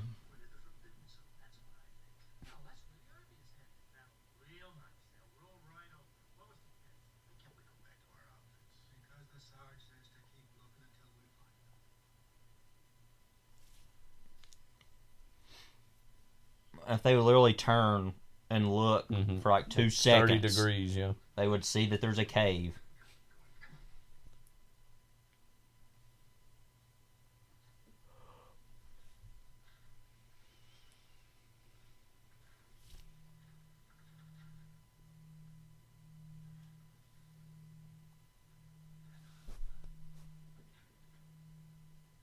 Somebody got a Hummer down there. Mm-hmm.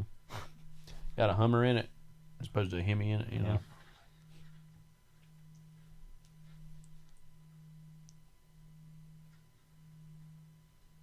Humming continues. In the event you believe humming stopped, slow your roll.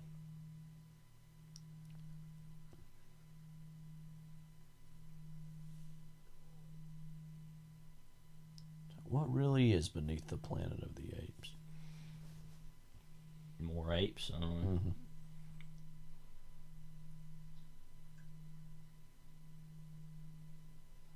Beneath Monkey Planet. Yeah. You know what they should have called this sequel? It was Return to Monk, you know? Yeah. Return to Monkey Planet.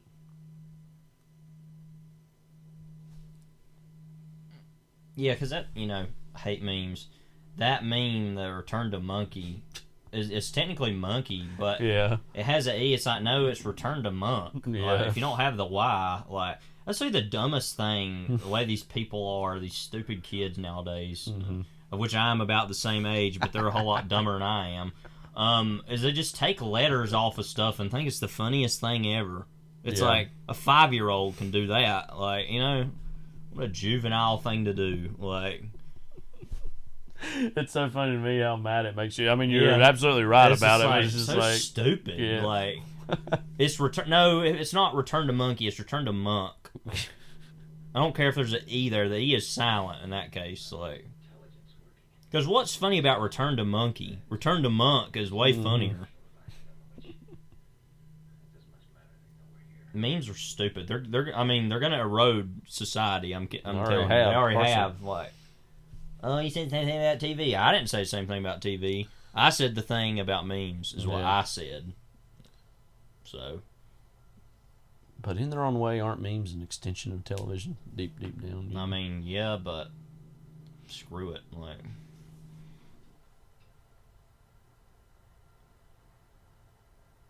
for many, memes are but a democratization of the powers that be. Some would say. don't worry, I know that memes, there'll be something far dumber than memes sometimes. It's part of the grander degeneration, Yeah. That'd be funny if, like, they're finding old things, like ancient memes, like, on the walls, or, like,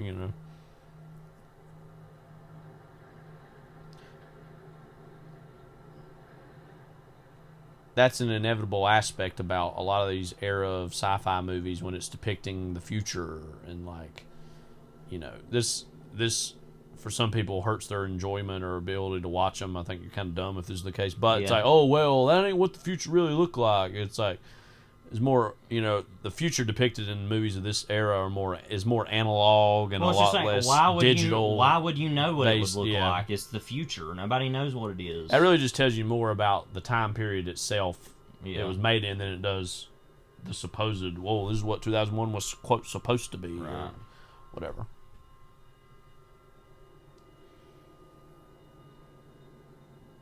It's like, the Rod Taylor time machine. Yeah. With the future in that is just, so bizarre. It's kind of like this, but even weirder. Radio City Music Hall. This is probably the most interesting section of the movie, just seeing this stuff. Yeah.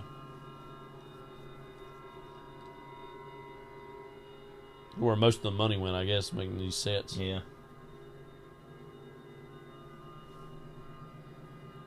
Oh, is that humming that's still going on? Mm-hmm. I thought it was the music for a second, and I was like, oh no, it's... Yeah.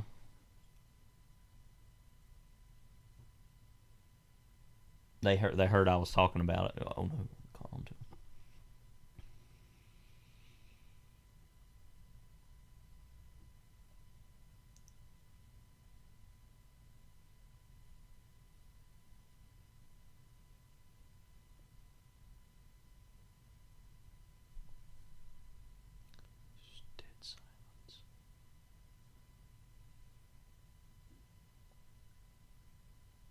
But that's fresh.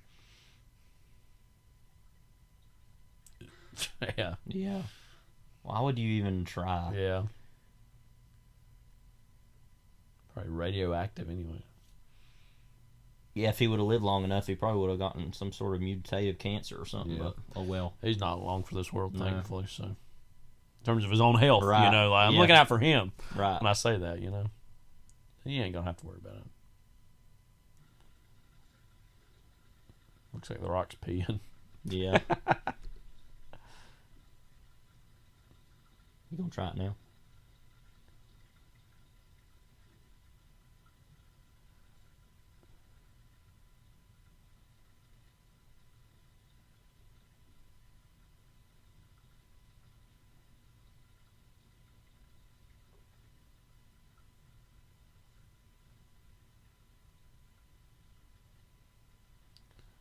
I guess this water's fresher. Yeah. Well, it's probably coming out of the earth somewhere. So the plumbing still works, I guess. Mm-hmm.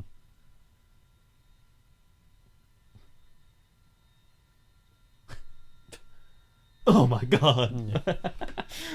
When he realizes he's not going to be in the sequels. Yeah. We realized he just lost his part on Hellboat. So yeah. To Rick effing Dalton. Like. Wow. Wow.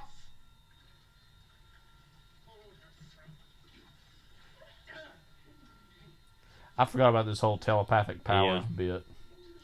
It's a bit. Yeah.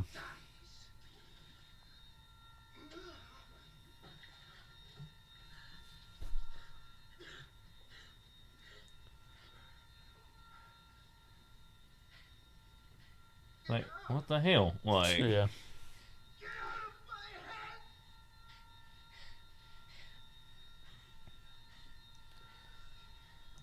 They could have even used this as an opportunity, like telepathically, they allow her to talk or to be articulate now, you know, like, but no. Once again, the train left the station. Oh well. We only really have like 30 minutes left. Yeah.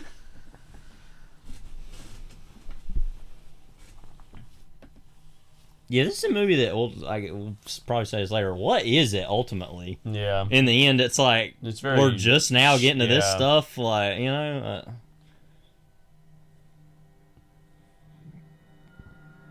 It feels like a script that was being made up as it went along. There was no real understanding of where the architecture of the story is supposed to be going. Yeah, you know, it seems like they made it for money. Maybe. The big one.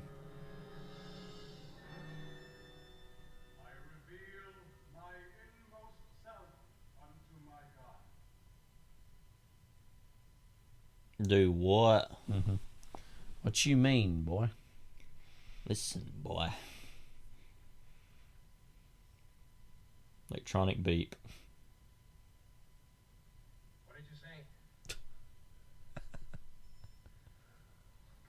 There's no point.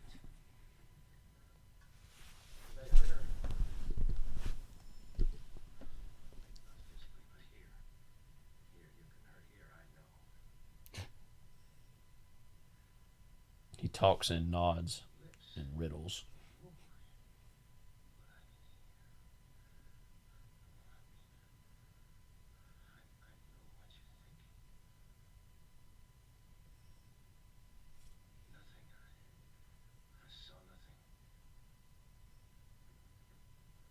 Huh? They look like, you remember that scene in Willy Wonka and the Chocolate Factory where they have to wear those white things when they're in that, like, whatever room, and like, it looks like that.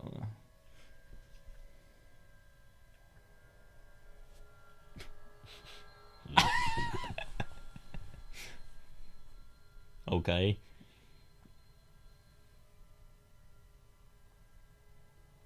What a bunch of freaks. Yeah. I thought the apes were bad, but these proverbial jackals are literally worshiping a friggin' nuke.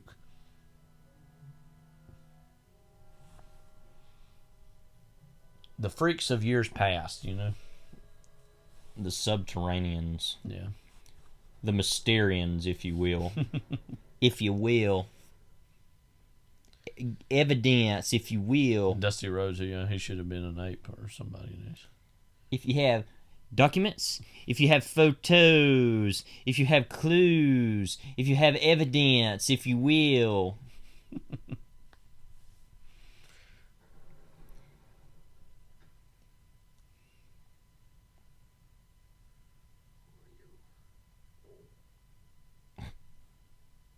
It's a fair question.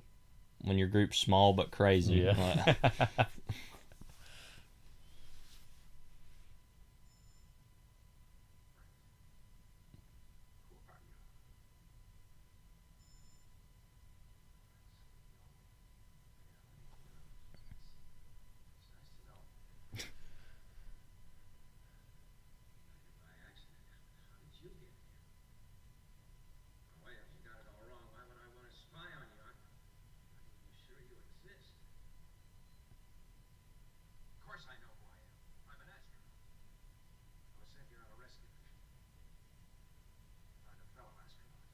Really, why don't y'all just talk? I mean, yeah.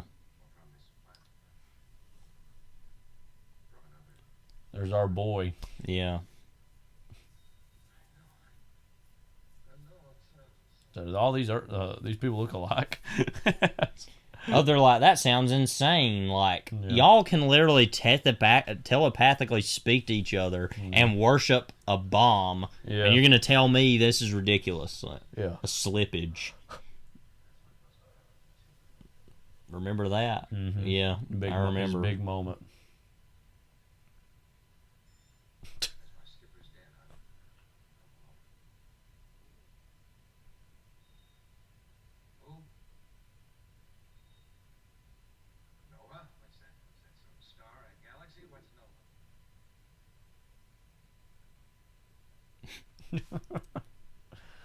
Like, come here, you freak-a-leak.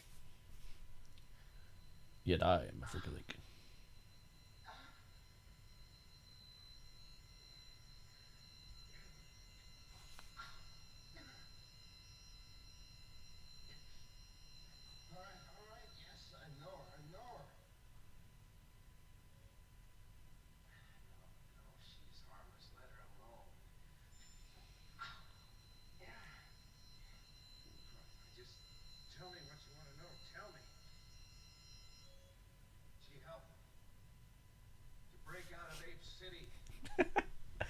They didn't come up with a better name than that, you know. Ape City. Wait a minute. Stop it. I can't understand you. Not like Simeonville or something.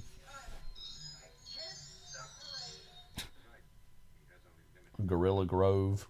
Are we to understand that you were in the city of the apes? Yes, 2 days ago. What sights did you see? Do you have any brochures?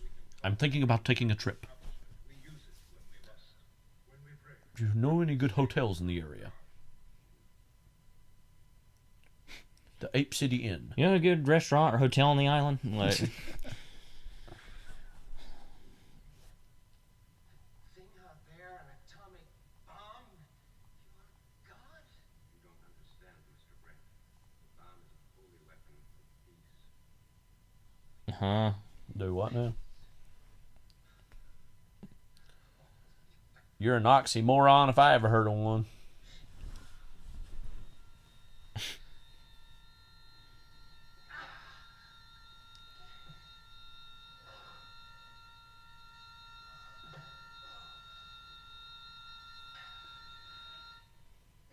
Mr. Brent, we're a patient people, but we are determined to know what the apes want. War or peace? Try to understand. The only weapons we have... Oh, that's that Jeff Corey guy, yeah. Yeah. You just imagine that he hurt you. Traumatic hypnosis is a weapon of peace. Like the visual deterrent. Or the sonic deterrent.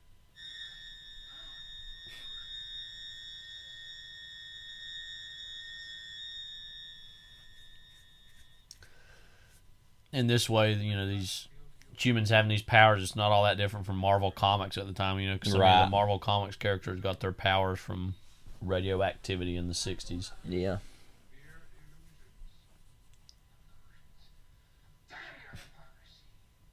Is that bomb out there? Is that an illusion? It's like, oh yes, this one still contains emotion. The firing mechanism. It's intact, isn't it? We very much need your help. Why? We are the keepers of the divine bomb. It is our only reason for survival. And yet, you see, we are defenseless. The divine bomb. Slaughtering monstrous, materialistic apes. I think that was the working title for Cleopatra. I think. Well, I'll help The nobody. divine bomb. Oh, okay. Not really. Yeah. I knew that, but you didn't have to tell me. Tell us exactly what the apes are planning. We caught some of their What a freak, you know? What was his credited name again? where you are now. Under their skulls It's like Guido de Fatso. Yeah, or something basically like the fat man. Yeah. And what's her name? Little boy.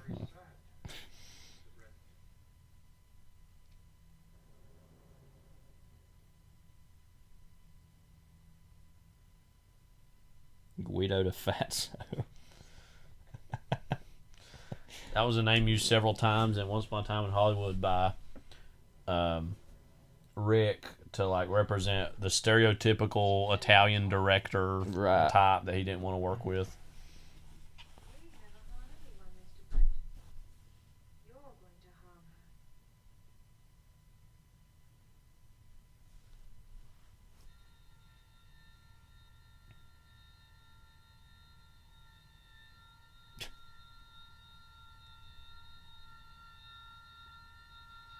It's the European art film section of the movie.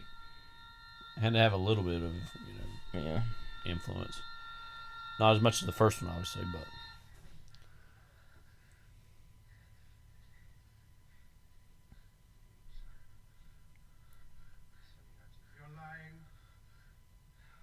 but. No, he's not.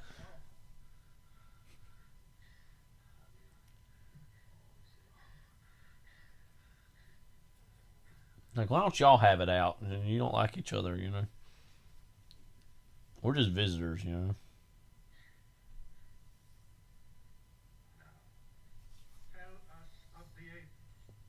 know? Our listeners listening to these tell episodes us of the apes.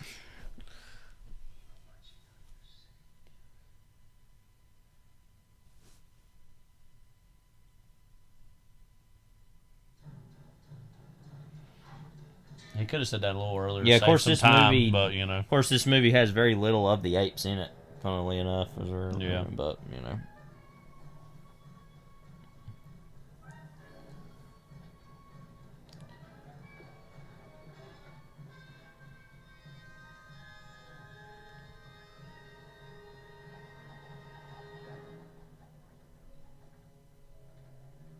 It'll be hot. Oh yeah, wearing all that.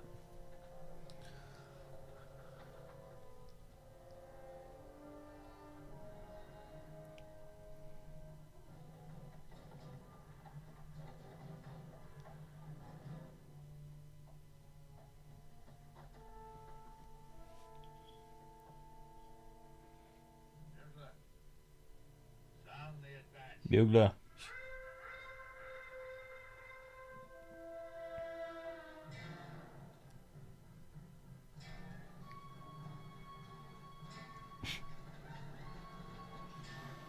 Like we said earlier, why do they feel the need to take these flags with them? I don't know. Well, I do remember this being a big action scene here at the end, so.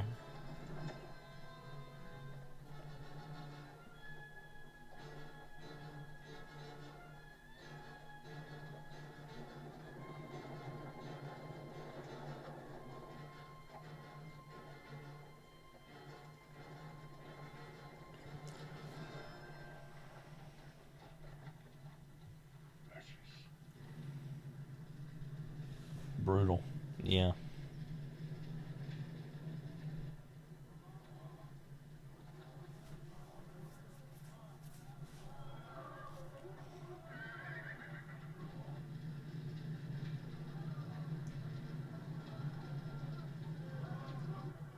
Yeah, I'd forgotten about this whole moment until I saw it in the trailer.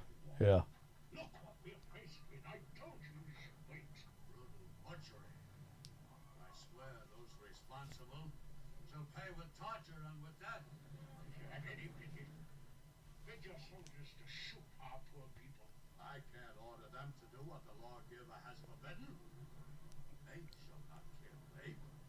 Yeah, we'll see more about that in the 5th movie. Mm-hmm.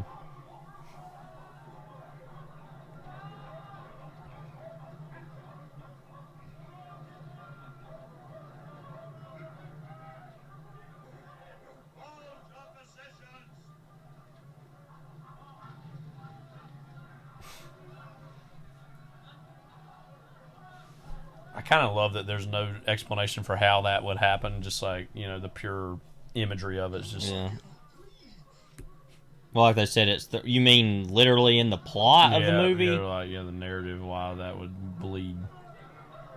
Well, I don't know. You mean what's happening literally right now, or like why that statue would literally bleed blood? Probably showing that it's like mortal or something.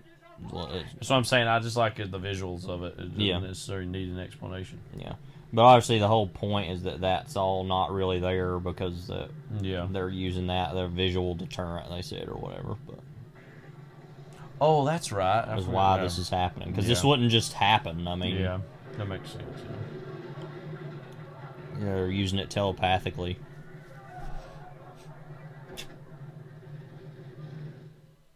I had forgotten that was one of their magical powers.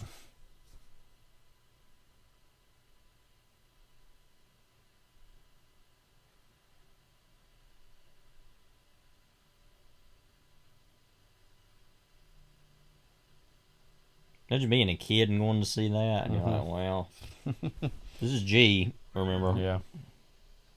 Or I gave some kids nightmares.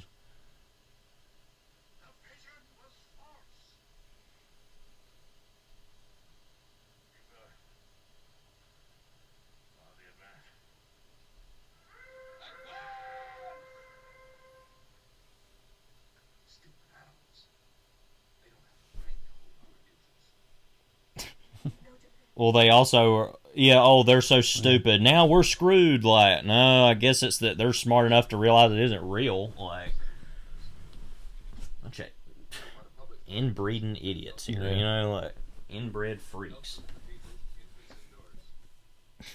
Infants. They have infants. Like, I mean, of course they would, but not even children. Like,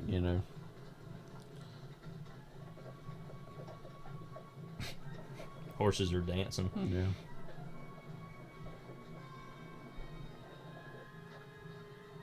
If this franchise would have went long enough, the horses would have rose up and put the apes and the humans in their place. It's like we've been ridden by y'all for years and years and years. Like we're sick of it. Like Planet of the BoJack Horseman, Looks like the background of the Mortal Kombat. 3 choose your like novice or whatever. Like.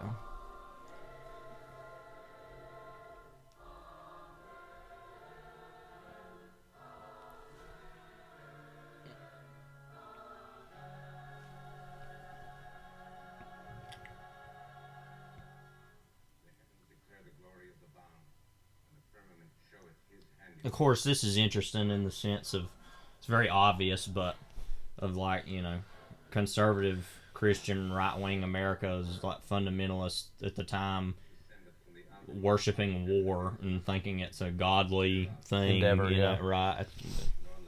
People that are still that way. So. Mm-hmm.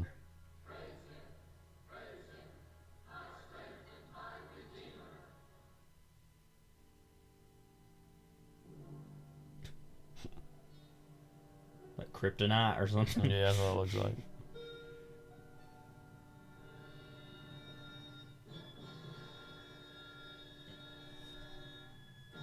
It's a weapon of peace, like. It's like a big bullet case. Yeah. Goldfinger bullet. Like. Is now and ever shall be world without end.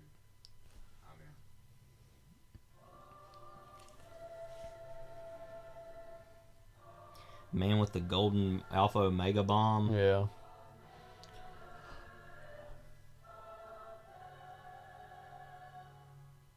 Almighty and everlasting bomb, who came down among us to make heaven under earth, lighten our darkness. O instrument of God, grant us thy... It shows you how delusional they are, that they're really thinking this bomb is their god, basically. Yeah. She's all finally got some clothes. Yeah. Behold the truth that abides in us. Reveal that truth unto that maker. It's also stupid. I reveal my inmost self unto my God. What if we all did this in church on Sunday? Just pull our faces off. Mm-hmm.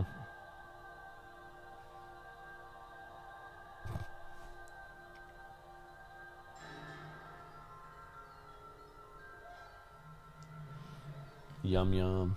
Eat 'em up. Like, whoa. Y'all need to see a dermatologist. Like right now.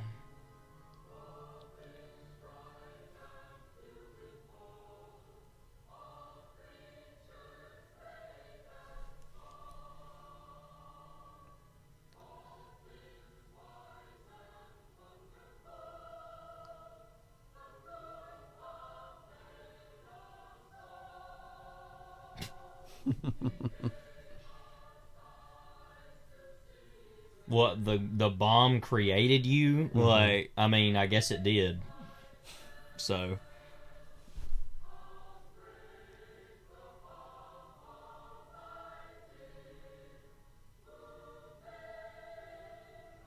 I love that they're still reading off the little hymnals. yeah. Like they don't know the And those song. papers look like they've, were made just yesterday, not Right. like traveled down from generation to generations. May the blessing of the Balm Almighty and the fellowship of the Holy Fallout descend on us all. The fellowship of the Holy Fallout. This makeup looks pretty good too. Yeah. As freaky as it looks. Better than a lot of the ape makeup. Yeah.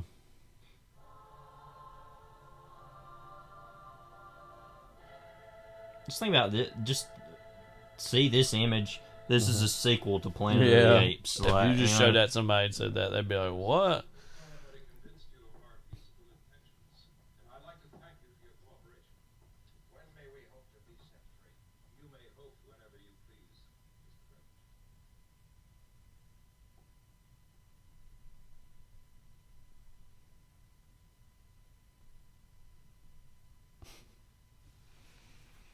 Like, you can hope, but Yeah. How could we hope to let you go on the eve of war, Mr. Brent? It's like, nah, we his gotta light the this fuse. shadow there. Let's rock this joint. The mask once told us. Son of the mask. I don't know if he. Yeah. Oh. Another white, blonde-haired, blue-eyed dude. Brent, my God, Taylor. What the hell did you get? I got here the same way you did. Spaceship, Ape City, subway. Ape City. Where? I don't know where she is. They separated us. They were trying to make me kill her. Mr. Taylor, Mr. Brent, He was just standing there the whole Yeah, time. you'd think they wouldn't want to put the two people who can talk and communicate together, but enemies to kill each other.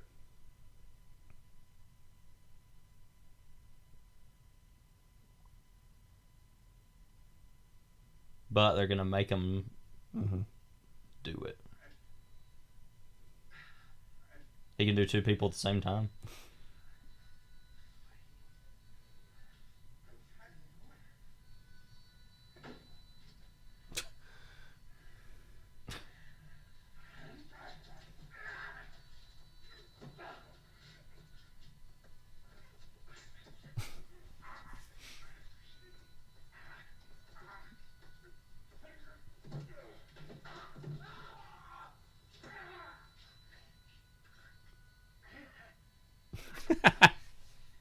Wow.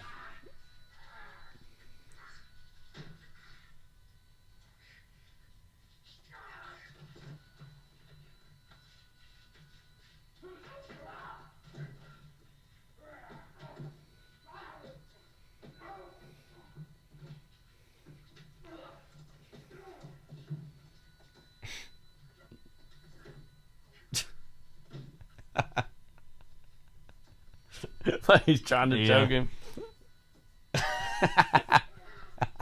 Wow. It's one of the best acting of Heston's career.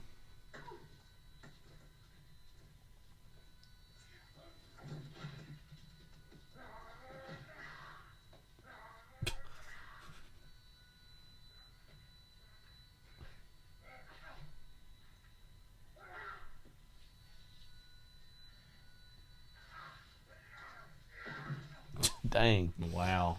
Right in the face.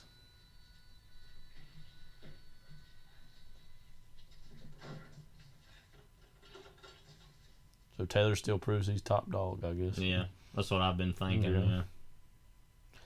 But that was another stipulation of what being in this movie. I got to win the fight. Yeah. But he has to be given a weapon. Yeah. To make it like fair. Yeah. It's like, okay. If you hit it long enough, it'll be able to break out. Yeah.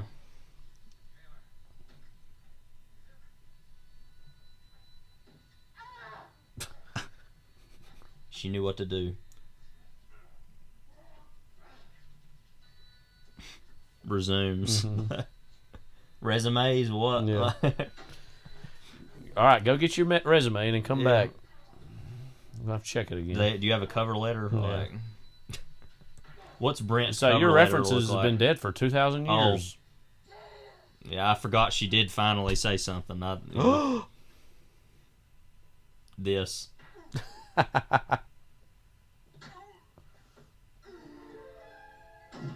Oh my gosh. Rest in peace. I was thinking then I started thinking, I was like, she said something in this at some point, but man. She learned one word anyways.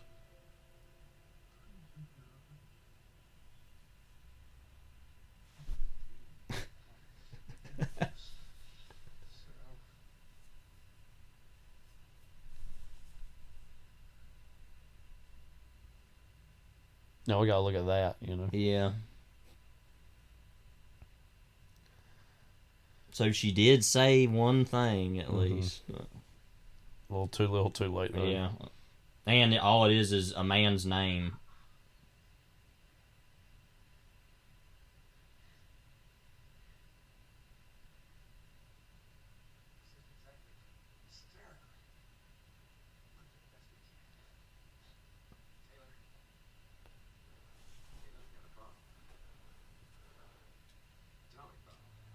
We have like 10 minutes. Like... Oh, God.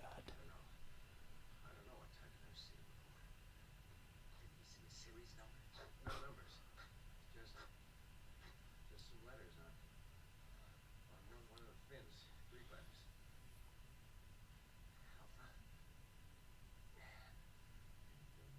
I am the Omega Man. Yeah. Indeed, I am the Omega Man.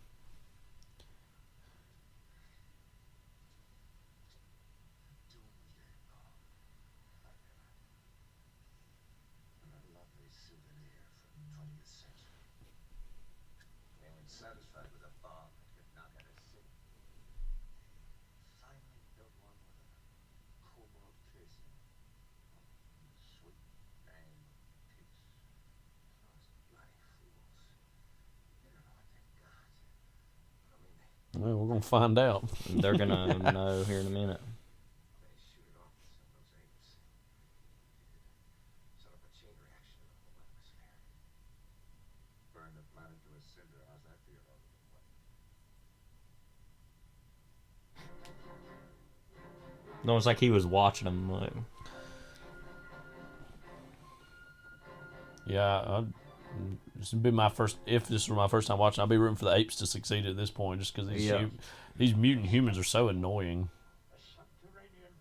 Subterranean passage. It's worth exploring. That's a whole question. I guess we could get into with. I think more with the new trilogy of. In a lot of these situations, do you root for the humans or the apes to succeed? You know what I mean? Usually the apes, because that's the intent of the movies. Yeah. Too. I think in Dawn, I'm still partially rooting for the humans. By the war, though, it's just like no, like apes. And not really in Rise either that I'm rooting for the humans. But there's like some of the those Jason Clarke humans that are going around, which they kind of help the apes though. But but yeah. But Gary Oldman in that. Though. Yeah, I typically root for the apes because that's usually they are the protagonists. So why did they close the door back? You know. But then the apes you see in the first movie and then this one as well are in many ways emulating the very type of barbarism that they put the humans down for. But these humans are just so. Well, that's what I'm saying. It's like nobody's right in any of it. So yeah, it's all a big war.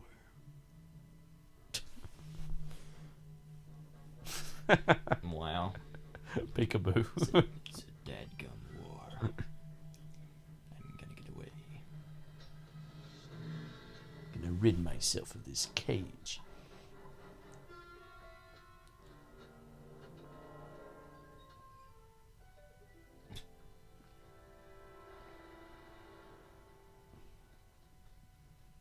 Got his Ooga Booga stick with him. Yeah.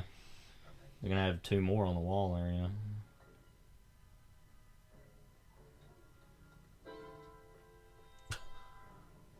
Already taking prisoners, like. Why would they even take prisoners? Yeah. Any more humans to feed, like.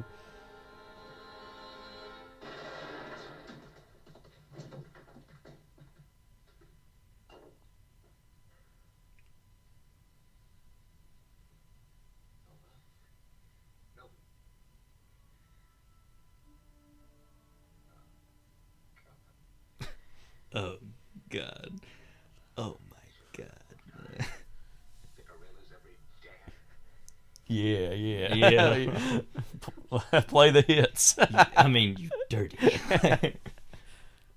Rest in peace, Nova. Yeah, I forgot. This is what kind of sends him to that final place of outright destruction.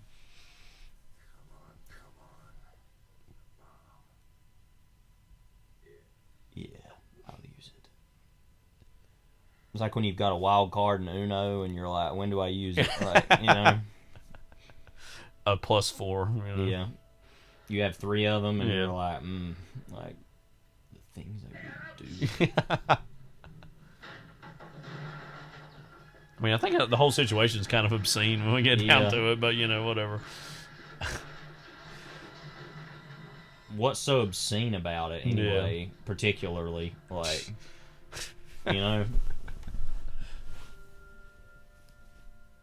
The fact that they're capable of such articulation.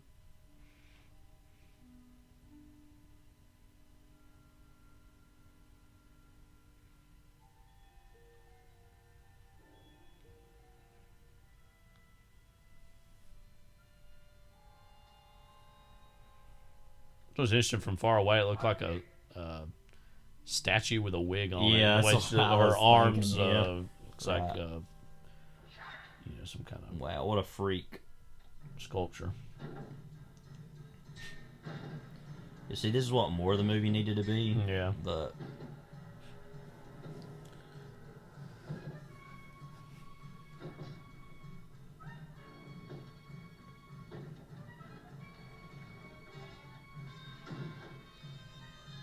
I guess the rationale behind the worshiping of this nuclear bomb for these humans is that, such a weapon or device begat the life as they know it. That's and so what that's I was saying earlier them, when they were saying we were created by the bomb. It's like literally saying what we are is because of this. I kind of realized it when I was laughing about it. Yeah.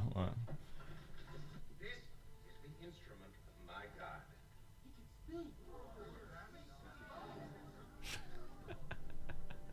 Well, I love too him and Ursus. They very much understand one another. It's just like one of us will die. Like there's no reconciliation to be had. No. One or all.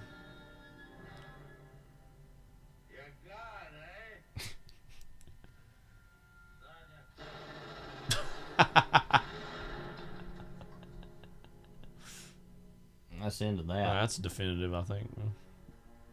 Like, all right, let's go look at it and poke it. Yeah. Like,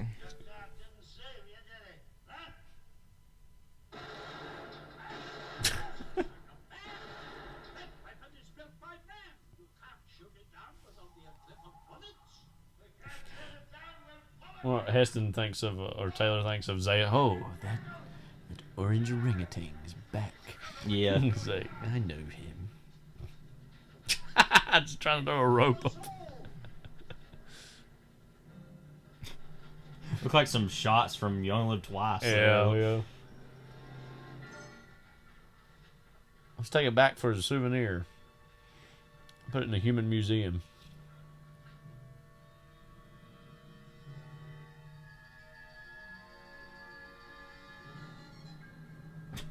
The soundtrack's just all over the place at this point.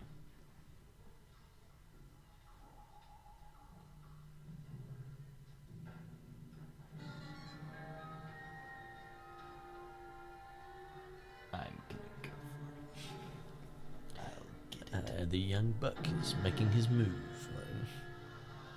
Whoops. I've got it.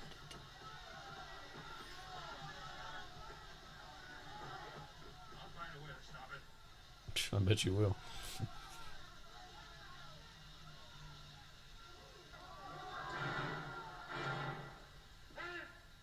Dissonant chords. Yeah.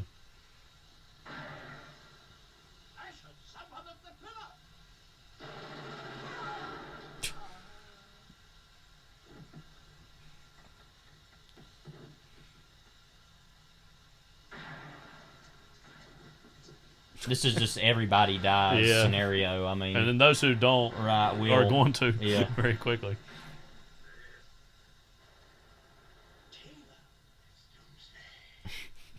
He's like, what? Oh, how far we've come, you know. Our relationship. You asked me to help you? Man is evil, capable of nothing but destruction.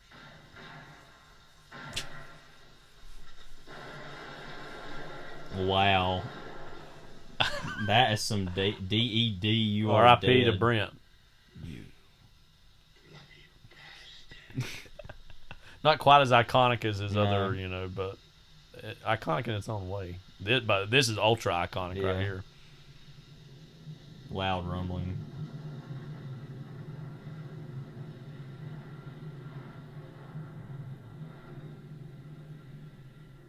In one of the countless billions of galaxies in the universe lies a medium-sized star, and one of its satellites, a green and insignificant planet, is now dead. I mean, you gotta say, you know, some of the greatest last words ever on Taylor's part there, you know. The So last words ever spoken by man. Yeah. You know? But, wait, there's more. It's interesting, too, that with Kim Hunter was, first of all, barely in the movie. Of her and Cornelius just aren't ever in it again after a point. Yeah. And that they were like, oh, we got away in the second, in the next one. Yeah, because that's the thing, is how will they make another one? Well, tune in next week. Yeah. Look at that. Don Pedro Colley literally credited as Negro. Can you believe that? Sadly, I can, for 1970. It's bad, though, yeah. That's just ridiculous. Disgusting. But again, I love no wave sound even with this. It's just like nothing, you know. Very dark, twisted ending for an otherwise forgettable, rote kind of movie. You know? But that's pretty nothing movie, but there we go. But again, how will we make a sequel? Well, tune in next week for 1971's Escape from the Planet of the Apes. Now, headed into this one, what are some thoughts or things to think about for you when it comes to this next movie? Well, of course, its premise is that Cornelius and Zira and another ape character is randomly played by Sal Mineo. Yeah, I always forget that. Yeah, all get in this spaceship and leave, and then they go through a time warp thing too and go back to like 1970s America. And everybody's like, oh, you're these apes that talk, like, you know. It's almost the opposite of these movies, and it's kind of interesting. But I remember it being pretty good, but I'm interested to rewatch it and see what I really think of it, because it's pretty goofy. I think we can at least say it's better than this one, even in memory. Because it's at least trying to do something different. Yeah, and again, it takes it in a different direction. And I feel like a lot of the kind of socio-political ideas in that are tied up in this kind of unfortunate exotica of other races and classes, and in that sense of, you know, a lot of civil rights going on at the time, and the way that even like African Americans in relation to right. advertising as popular symbols at that right. time, and something like even, Putney Swope explores right. in its own and even way, before that, the idea of Malcolm X and Martin Luther King being people of like, for lack of a better way to describe it, whites seeing them as they're some of the, if not the good ones, at least like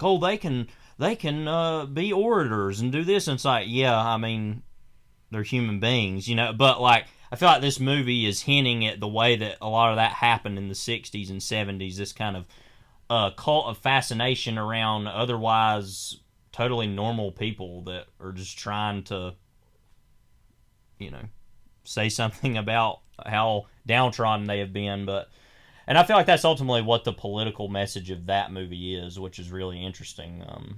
And like you said, also in the more basic sense of African Americans as, like you said, advertising symbols, and kind of these cults of personality, very strangely, that at that time.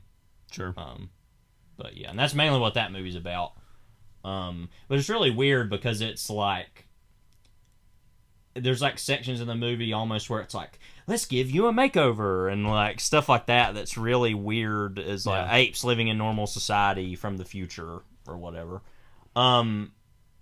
But it's a really strange movie, but it's pretty interesting. And again, I really like that it takes it in a different direction, if nothing else. And again, 3, 4, and 5 feel especially of a piece together. I think 1 and 2 you can kind of put in a box together, and 3, 4, and 5 kind of are in because another it box. starts in a new timeline of sorts. Like I said, it's interesting how these really do play with time travel. These movies, and it does that from the very beginning, but that it kind of continues to do that. And like we said, the reboots don't do that at all. So, but anyway, so that'll be a better movie if you didn't like this one. But well, there we go. I know we weren't planning on doing this. I'm kind of springing you on this. Okay. This is a thought I just had, but it would be. I just said Putney Swope out loud. And I couldn't help but think of 2 big film losses that we had over the past week. Robert Downey Sr. as well as Richard Donner. It would be, I think, just a good little opportunity to mention and talk about each of them. Let's start with Robert Downey Sr. first, because I think he's the name that more people weirdly would be most associated with, more because of his son than anything else. Right. And it's one of those things, growing up, I'd always heard of Robert Downey Jr. and there's an implicitness to that. And about there's a senior. I remember seeing him in like some movies like U.S. Marshals, and I know he was even in some of the later Hughes stuff in the 80s. I know, and he was. People always forget he was actually a random like one season cast member of SNL. Actually, Junior, a brief time. You're Junior, about. yeah. And then Senior was not on. I think when I was getting a little older, when I'd seen Zodiac and Iron Man around that time when he had made his quote comeback, that it really kind of dawned on me like, okay, if he's Junior, who's the Senior? Because that always implies that there's somebody else that's important. And it wasn't until a few years ago where we actually brought the Criterion Eclipse set of I think it's called like Up All Night with Robert Downey Sr. Which is like Babbo 73, Chafed Elbows, Putney Swope, and 2 Tons of Turquoise at Tao Tonight. Yeah, I guess. What's the name of that? Are those, is there another one in there? I don't think so. I think it's just I'm pulling up this list, and I think there were some other movies he made that we haven't seen. Oh, No More Excuses. That was the other one. Yeah. And we watched those together, and of course laughed and had a great time with them. What about Robert Downey Sr. to you sticks out, I guess, as a filmmaker that makes him unique as specifically this independent voice? Well, obviously, I think he's very much a part of the beatnik culture of the time. Of like, there's a movie that we watched in film school that is probably the most beatnik film ever made, called Pull My Daisy. That had like Allen Ginsberg, and I think Jack Kerouac like narrated it. Totally awful short film. It was like really terrible. It's really annoying and stupid. Another kind of version of movies like this, though, that I also think of that was an Eclipse series was the Norman Mailer movies, which I own that one. The Eclipse series, they did that, and you owned this one, the Senior one. But they're just really low budget, mostly people talking in apartments in New York City, especially those Norman Mailer movies. But these are not all that. But obviously, what's interesting about these Senior movies is he has kind of this group of actors that he works with a lot, and are pretty much always in his movies. And that it gets a sense of just like, really living on a prayer. Like, we're barely making these, nobody's seeing them. Yeah, they were mostly being shown as like these underground cult oddities in New York City specifically. Yeah, and it was like mostly in the early 60s through the 60s. But obviously John Cassavetes is his own version of this too, with Shadows that he made. It's very much a beatnik movie too. But that he had at least his like Hollywood celebrity of sorts and he to was leverage an actor, to make those things. But Downey Sr. was just this total. But that's what I was going to say, is that everybody calls John Cassavetes the father of independent film, which in some ways I'd still agree that in some ways he is. But Robert Downey Sr., holds a very particular place in that too, of just making very, very weird, out there, strange movies that thankfully people are getting to see now. Putney Swope, I guess, was kind of obviously his biggest movie, and he tells that whole story when he's talking with Paul Thomas Anderson, who's a big fan of his, obviously, that about barely getting that movie financed and out there, that he was so prickly that he almost ruined the movie as far as not getting it shown. About just the guy who bought it, he initially treated like a scumbag and was like, whatever. He's late. Who cares? Like, I don't want to let him in. What's the most successful film you've made? Putney. I think so, yeah, because that really got distributed. Were you making an effort, too, to sort of make a slightly more normal? You mean Putney Swope? Yeah. No, in fact, nobody wanted that film. Right. The other ones at least got in the Bleecker Street. People said, what? Right. And the producer, the money guy, had one more screening for some distributors, and just as the film was ready to start, this guy was banging on the door of the screening room, and I said, fuck him, he's late, whoever he is, And it's like, bang, bang, bang. I went to the door, and I said, who are you? And he said, I'm Don Rugoff. And I said, so? And he said, I know I'm late, but I'm sorry. And so he came in, and after the screening, he came up to me and he said, I don't understand it, but I like it. And he opened it like a month later because he owned the theaters. And when they brought that ad out with this, that went up all over the city, and it had some action. But Putney Swope, as a matter of fact, a good friend of mine has been sending me videos from that movie today because he's been watching it for the first time, actually. And that, it's... I think, like we've said, I don't think we said this on here, but we also recently watched The Watermelon Man, the Melvin Van Peebles film, and that both of those are kind of operating on similar wavelengths. But what's interesting, of course, about Senior is, of course, that he's not black and that he's making movies about civil rights issues that I think are pretty right on. Even for a white person at that time, he seems pretty... in the zone as far as that, and that they still stand up as that relatively. Of course, there's certain things about them that are, one thing about it I think is really strange about Putney Swope that is that he re-recorded that the voice of that main actor who was in Rocky. I can't remember his name. I feel bad because I want you to look it up. But anyway, like re-recorded that voice. And I don't really know why he did that. Arnold Johnson. Yeah. Which is kind of strange, but... and, of course, it should be said that, Putney Swope is his biggest movie, but he made those other movies, too, and Greaser's Palace, which we haven't seen, but are wanting to try to see sometime soon. It's actually pretty weird that that Robert Downey Sr. just died because on the Criterion Channel, they have just kind of put up a whole kind of, series of his movies just recently before he passed at the beginning of the month, so it's kind of strange that he just happened to die around that. I was just looking and said that in the 85-86 Twilight Zone, he actually directed 3 episodes of that. Robert Sr. did. But yeah, so Robert Downey Sr. is one of the most I even hesitate to say idiosyncratic because there were other people making movies at that time like that. You know, some of the, like he was ahead of the curve though in a lot of ways. But yeah. I feel like he has had a pretty random influence on a lot of filmmakers. One of the biggest ones of those being Paul Thomas Anderson, obviously, and other people that make very kind of political and outsider movies. I feel like he's one of the biggest people. Yeah, for I mean, that.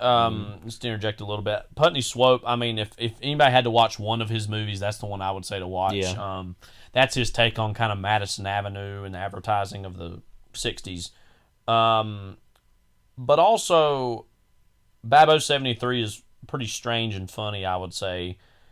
No More Excuses I quite like. That's a combination of like documentary and it has the whole thing about a time traveling Civil War soldier.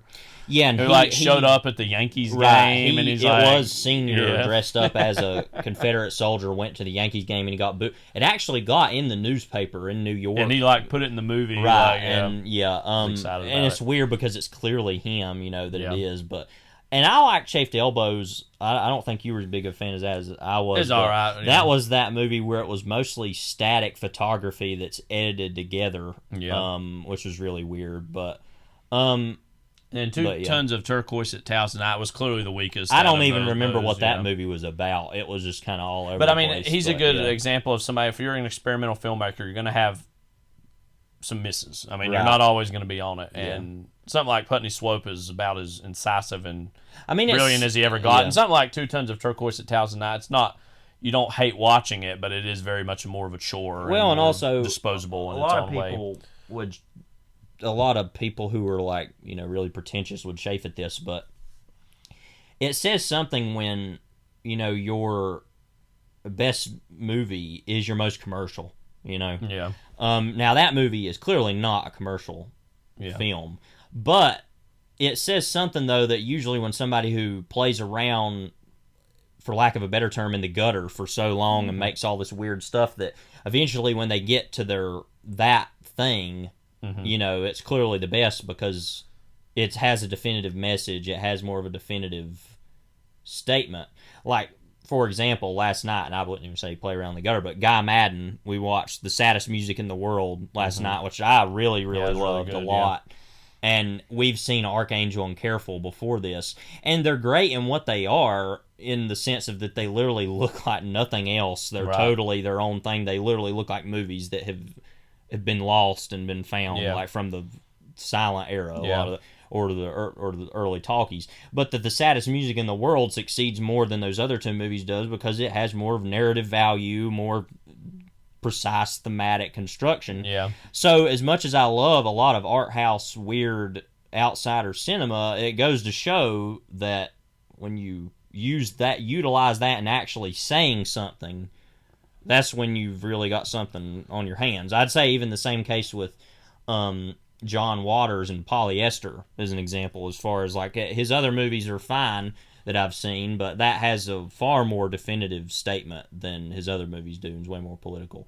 So that's a random place to go with all that, but just to say that yes, Robert Downey Sr. we're fans of, but if you're going to watch one, definitely watch Putney Swope. Yeah, but and again, of course, his son was one of the biggest movie stars of the past so many years. I mean, but one of the most charming things, too, I know a lot of these are on YouTube, so if you're just curious who this guy is and what he sounds like, there's some really charming little videos that are on the Criterion DVDs for those releases of him sitting with Paul Thomas Anderson and kind of watching some clips from his movies and kind of just giving a little bit of background. And there's a few points he's like, what the hell is that? And he don't even really remember what he's watching. And and it's just very charming. Yeah. And I really love what I've seen of Robert Downey Sr., true visionary, true pioneer. Yeah. And just a few days before that, Richard Donner, who's a name that I think is much more well-known than Downey Sr., passed away. Just to run through some of Richard Donner's credits really quickly. His first huge thing that he really got to be known for was The Omen, 1978. Superman, and then a little later, very famously, The Goonies, all of the Lethal Weapon movies, Scrooge, Maverick. I mean, he did a little bit of everything in terms of genre-wise. Yeah. Also, tons of TV even before that. The DuPont Show with June Allison. Wow, really? Directed that. It all comes back around. Route 66, he did an episode of Man from U.N.C.L.E. Of course, he also co-created Tales from the Crypt along with Walter Hill. FBI, he did an episode of. And that whole The Banana Splits Adventure Hour, he did 6 episodes of that. Yeah, wow. What about Richard Donner for you? Some things that stick out. I know you in particular used to be a huge fan of the Goonies. Well, like a lot of people are, I guess. I mean,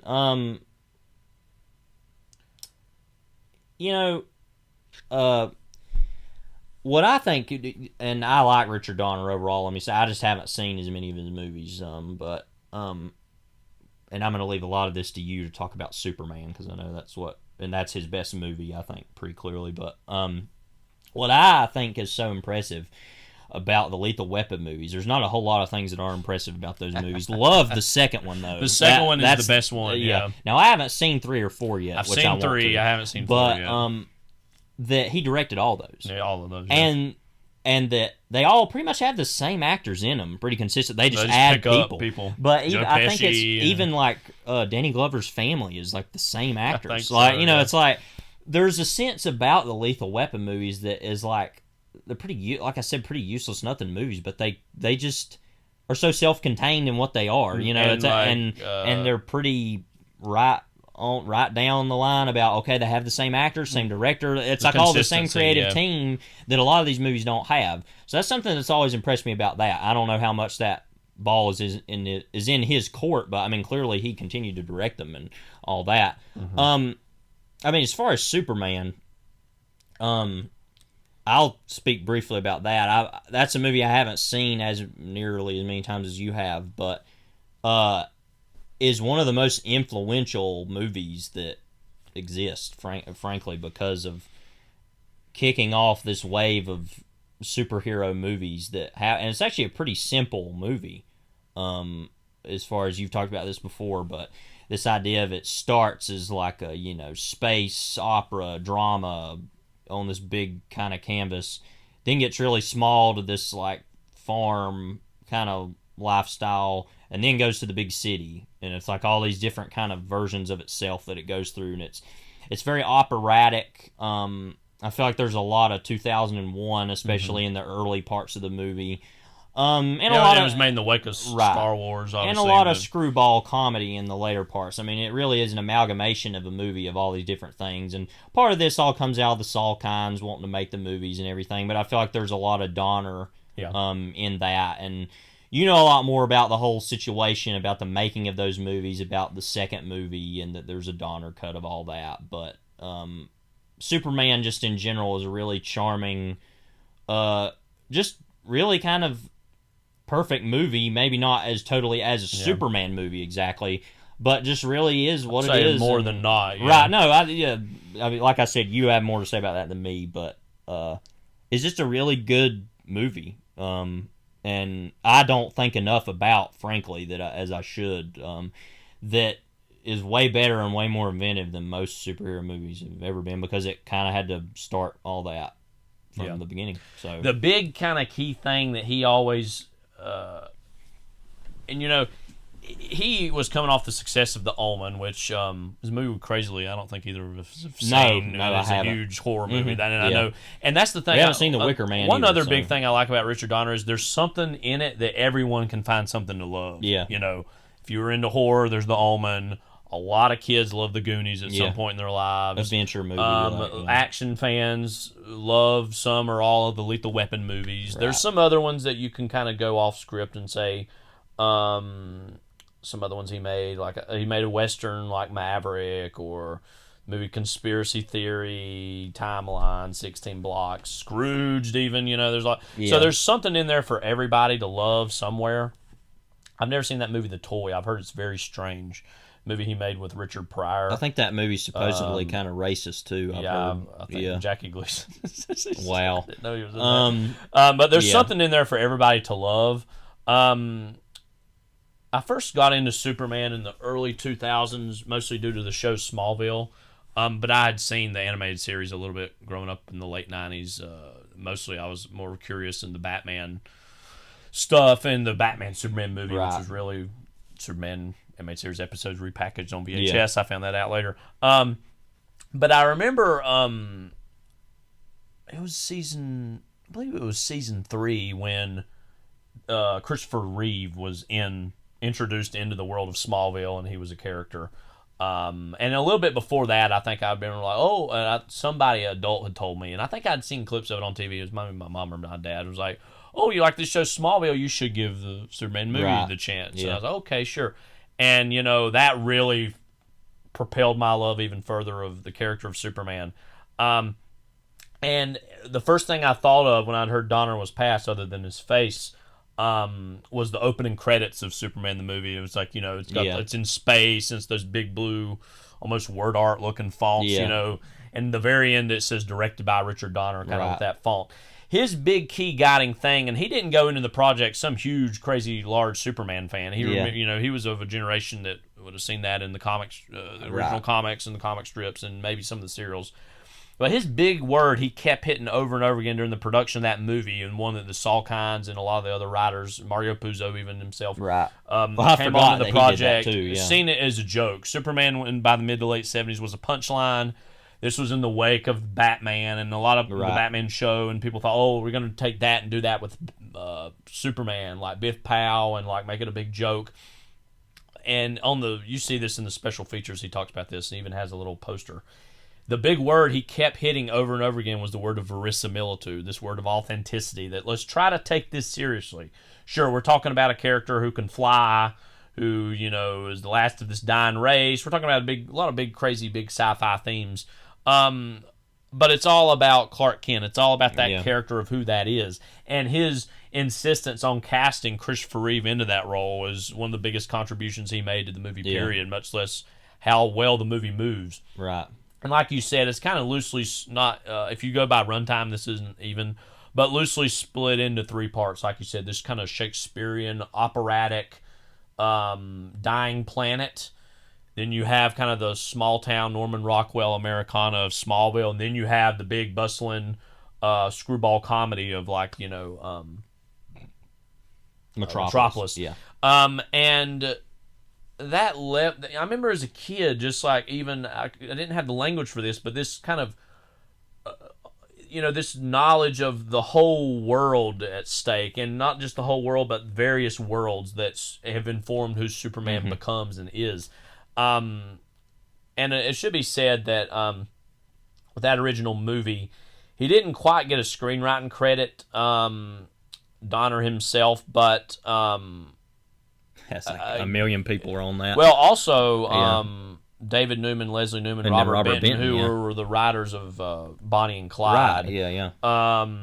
That's weird. That Tom Mankiewicz was a writer, and he has passed away in recent years, 2010, actually 11 years ago, who came on. He had written some of the Bond movies in the mid 70s. Right. That he had came on, and he worked with Donner to kind of create a more grounded version of the story. Because Puzo, he came in and kind of pitched the big picture stuff. Yeah. And then Newman and Benton came in and kind of did this jokey, like, it's an all big joke, almost the Batman-esque version of what that would have been. But then Donner came in and kind of said, no, you know what, let's actually really invest in the relationship between Lois and Clark and make it what the brilliance that it is. And they were in the process of shooting 1 and 2 at the same time, and they were starting to the release date was getting a little closer to 1, so they kind of all stopped the second one and really ground out the first one, which was a huge success.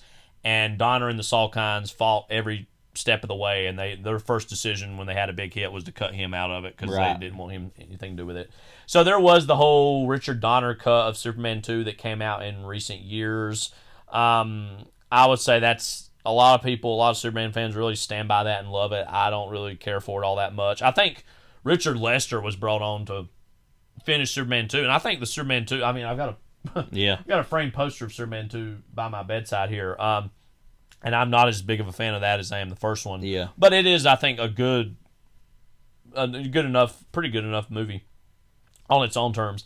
But Richard Donner fought tooth and nail to make the Christopher Reeve Superman movie what it is. And again, he's got all these other listed credits that are really good and worth talking about here and there. But to me, he's always going to be the director of Superman. So really love and cherish that movie. And by virtue of that, I love and cherish him for having been a part of it. I know we didn't really plan on talking about those guys, but I thought, you know what? Those are two big deaths that need to be at least mentioned and talked about. But again, we're talking about Beneath the Planet of the Apes. Now we have all of humanity dead, but wait, there's myrrh, gold, frankincense, but wait, there's myrrh. 1971's Escape from the Planet of the Apes is what we're going to be hitting next week. So, this is Kyle. This is Levi. Take care. God bless. Dick's great mantra was verisimilitude. Of course, we all had to look it up, but what it means is, I think, truthfulness. Keep to the reality, the real truth of the situation. Dick has a talent because of the things that are in him as a person. He wants to believe in those myths. And when you can make an audience believe that what's happening on the screen, even though it's totally extraordinary, that this is actually happening, that's when you have verisimilitude. I have a sign to this day in my office of Superman flying through the air and dragging a sign by him that says verisimilitude. Because the story had to have its own honesty. Everybody had to believe it was real.